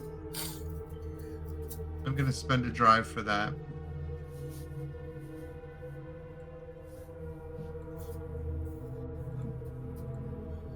Six, and it was on my drive die. Does that make a difference? Yeah. You get a, sorry, go It ahead. was on your gilded dice. No, it was on my drive die. It says Oh. I get my gilded dice, my drive dice, and my standard dice. It makes a distinction between all 3. Oh, that's Oh. funny. No. Okay. I wasn't. I didn't it, think it so. makes that distinction because if you use resistance, you can't re-roll the Ah, gilded or that's the drive, drive die. dice. Yeah, That's right. yeah. So You can that's- only re-roll the original Yeah. pool. Yeah, that makes sense. But it doesn't make a difference for the Right, that is not a gilded ability for me. So, Right.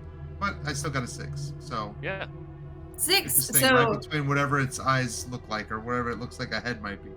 yeah, so it kind of it flails around, and just as you were like taking aim, you shoot at it, and it's kind of like those the Chihuly glass. Yes. Yeah. Oh, Mhm. Like you shoot off one of its arms. It Ooh, shatters nice. and the flame kind of extinguishes. So it has 5 arms and only 4 little flames kind of on the end of those Nice. arms. If it bleeds, it can die. I'm gonna pull my revolver out, seeing that he was Yes. able to take off one of the arms with his revolver. I'll pull mine out, and it's like, you know, a really nice polished brass. It kind of matches like my pocket watch situation. Nice. Wow. Oh. Mine looks like it was made in a junkyard.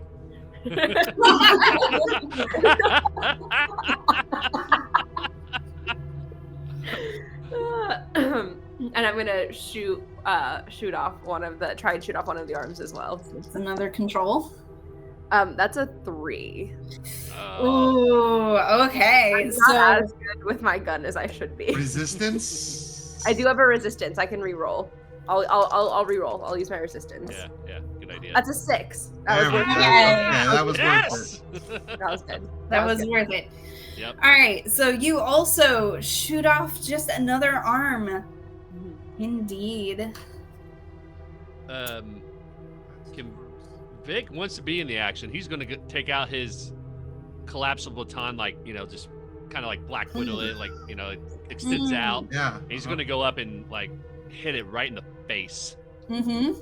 And I am going to use a drive to do 3 dice. Okay. I got a 5. I'll go ahead and use resistance and see if I can get that. Sean, you higher might here. get lower.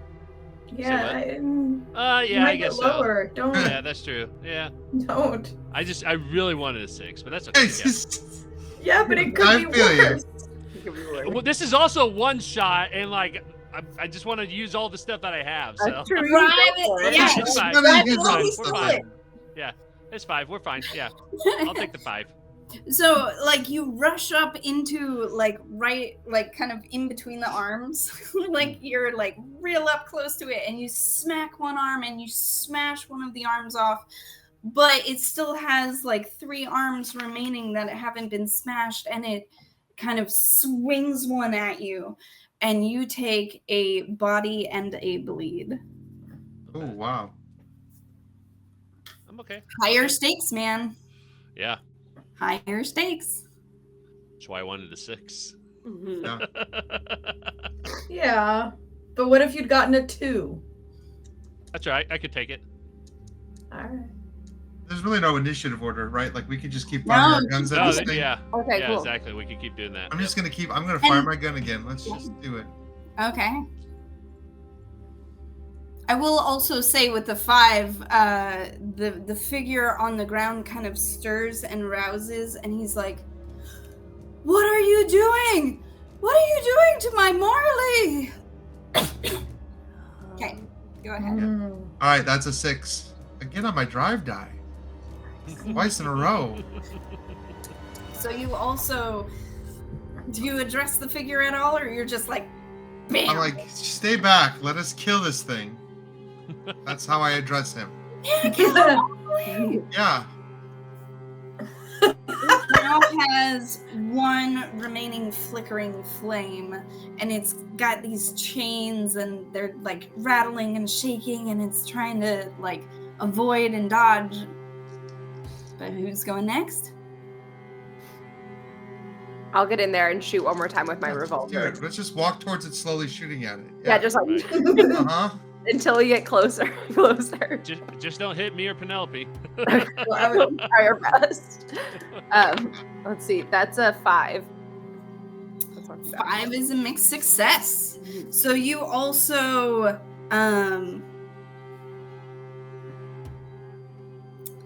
we'll make it interesting. So you do shoot it.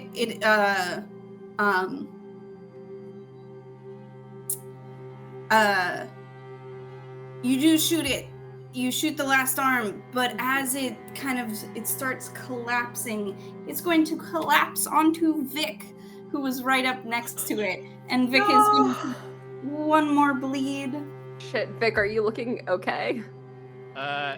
If I take one more bleed, I get a scar, which means Okay. Yep, I'll go same. unconscious. Okay, all right. Okay, that's good to know. Right. I'm gonna run in and like try and move Vic with my.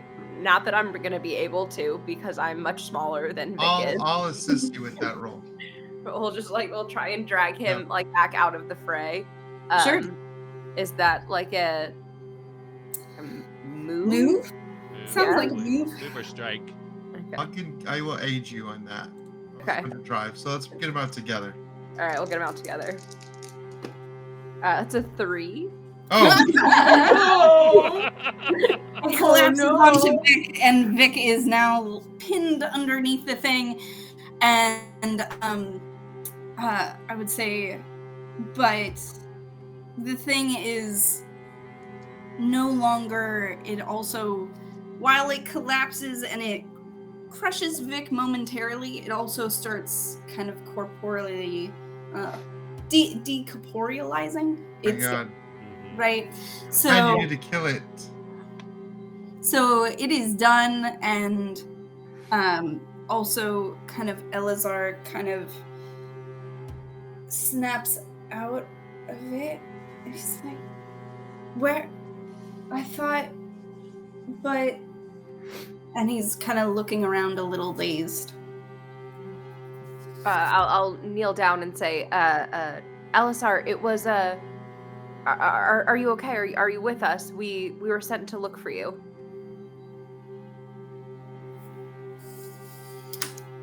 I just...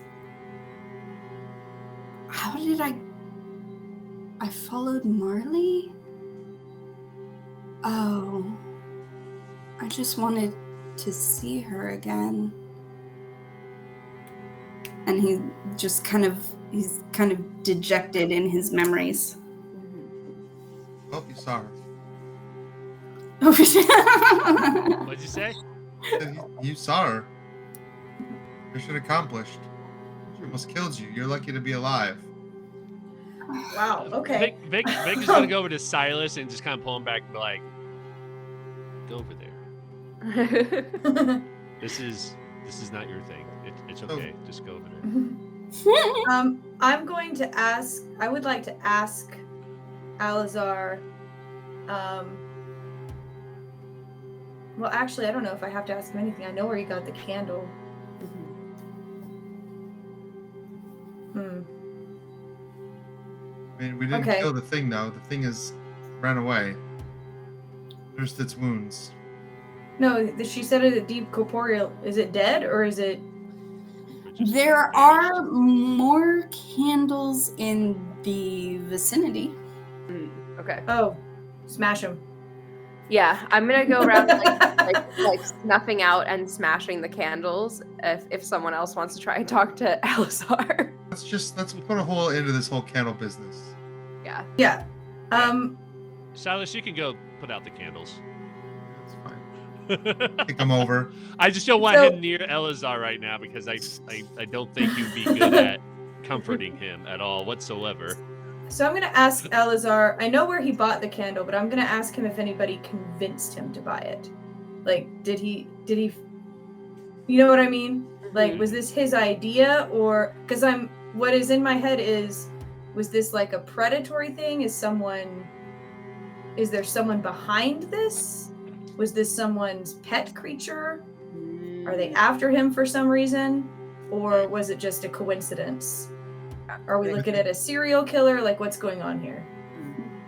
So, I went to... I've heard that strange things happen in the catacombs and that there were ways to make the memories more real. And I went to the shop and she said she had something for exactly what I wanted. And I paid for it because what else am I supposed to do? It's the only thing I care about. I only cared about Marty. So they're feeding their pet with creepy candles. All right. sounds like it. Yeah. Okay, let's burn the shop down. All right. Wait. I like that shop. Can't we just kill we'll her? go loot it, and then we'll burn it down. All right. I've learned the only way you can make sure something stays dead is by burning it. So, I'm assuming you escort Eleazar back to his home. Yeah. And, I guess you leave him there. I want to talk to him. Okay. Oh my gosh, What? somebody went through all your stuff. I was gonna say, what do we want to take him back to his house or take him back to the tea house to our lighthouse? Oh, I should I'm take sorry, it not back. our headquarters. Oh. Yeah, just Yeah, to, I just to mean- like decompress him or yeah. Then debrief he him can or whatever. see Freddie. Right. He can, like, make sure he gets fed. Yeah. Like, Right. yeah. Well, and what I wanted to do was, and I don't know, maybe it's a risk. Everything appears to be a risk, but I was Yes. going to try to convince him to that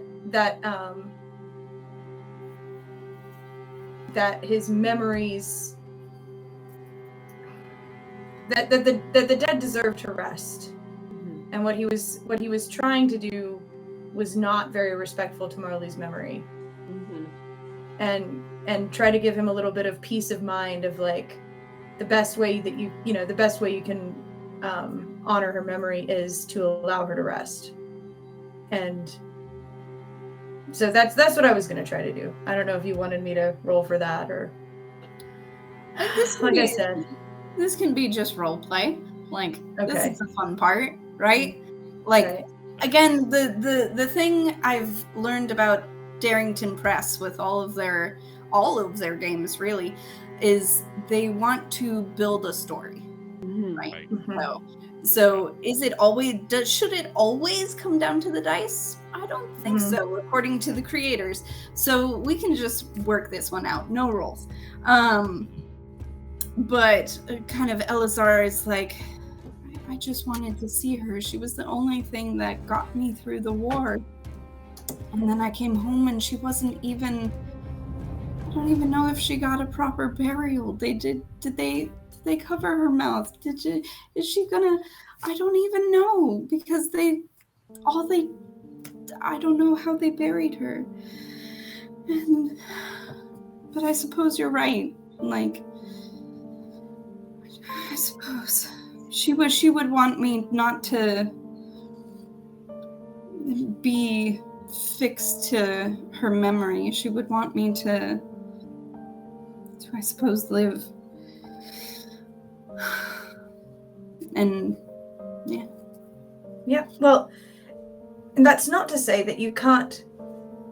These things are best left to professionals. And even then, we sometimes get it wrong. So, I don't think she would want you to put yourself in danger like you did today. Yes, I suppose you're right. That was... It's hard losing someone that you love so much. But I suppose you're right. I will do what I can. Good. And I know that she would be proud of you. Thank you. She was good. So, in the shop, Freddie obviously looks relieved that you found his neighbor. Arabella is like, so, what did you bring me? Anything of interest to study? We Give her the did candle. Give her the actually. candle. And I bring out the candle that's in the bleed container. And I hand it to Arabelle, and I'm like, this candle is what was being used to kind of summon the spirits of the dead. Oh, how fascinating. And she kind of inspects it and looks at it and is like, Careful. oh. Well, it's in the bleed containment vial, right? Okay. Don't drop it. Yeah. She knows what bleed does. So Yeah. she is careful. There's a reason why she doesn't go out on the adventures anymore. But she does look at it and she's like, yes, this is very fascinating. We will, the lighthouse keepers will have a lot of interest deciphering all those runes and sigils on this. Do we need to intervene and stop the shop from selling any more of these?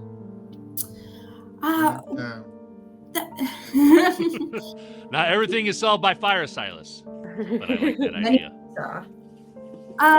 What I feel like perhaps that may be an assignment for a different day, but we will keep an eye on them. Did you happen to see any of their paperwork? They sound suspicious. There's a couple groups that I am aware of that trade in such oddities. It makes me had a ledger. concerned. She had a ledger in which she had everything, all in which she had her transactions written down. I actually don't know if they had all the transactions or just these really strange magical transactions, now that I think of it. Oh, well, we would get a good look at the ledger. There was a ledger. Yeah, you did look at it a little bit. Did I? Well, I thought she did, and I didn't. oh, I didn't know if you were Overlooking. it. Right. That sounds I'm a very little peak. unlike me. That sounds Okay. very Peeking unlike around. me.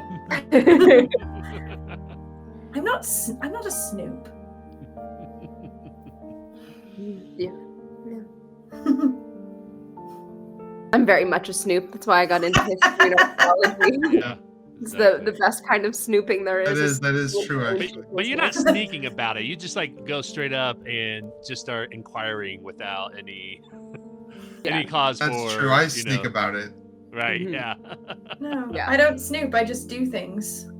Right. And it works out or it doesn't. Yeah. People are either offended or helpful. Yep. Right. One or the other. Okay. Cool. So Arabella is like, good day's work. And you, even, she kind of pulls out her own little pocket watch from her dressing gown. And she's like, before the day is even done, fantastic, good work, the lot of you.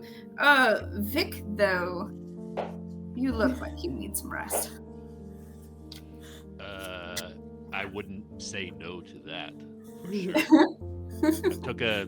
I took a bit of a beating, but we came out okay for now. Well, rest. Tomorrow is another day, and good work. It looks like Freddie has his neighbor back, and you found the source. Fantastic. Yay. That's it. Yay! Yes!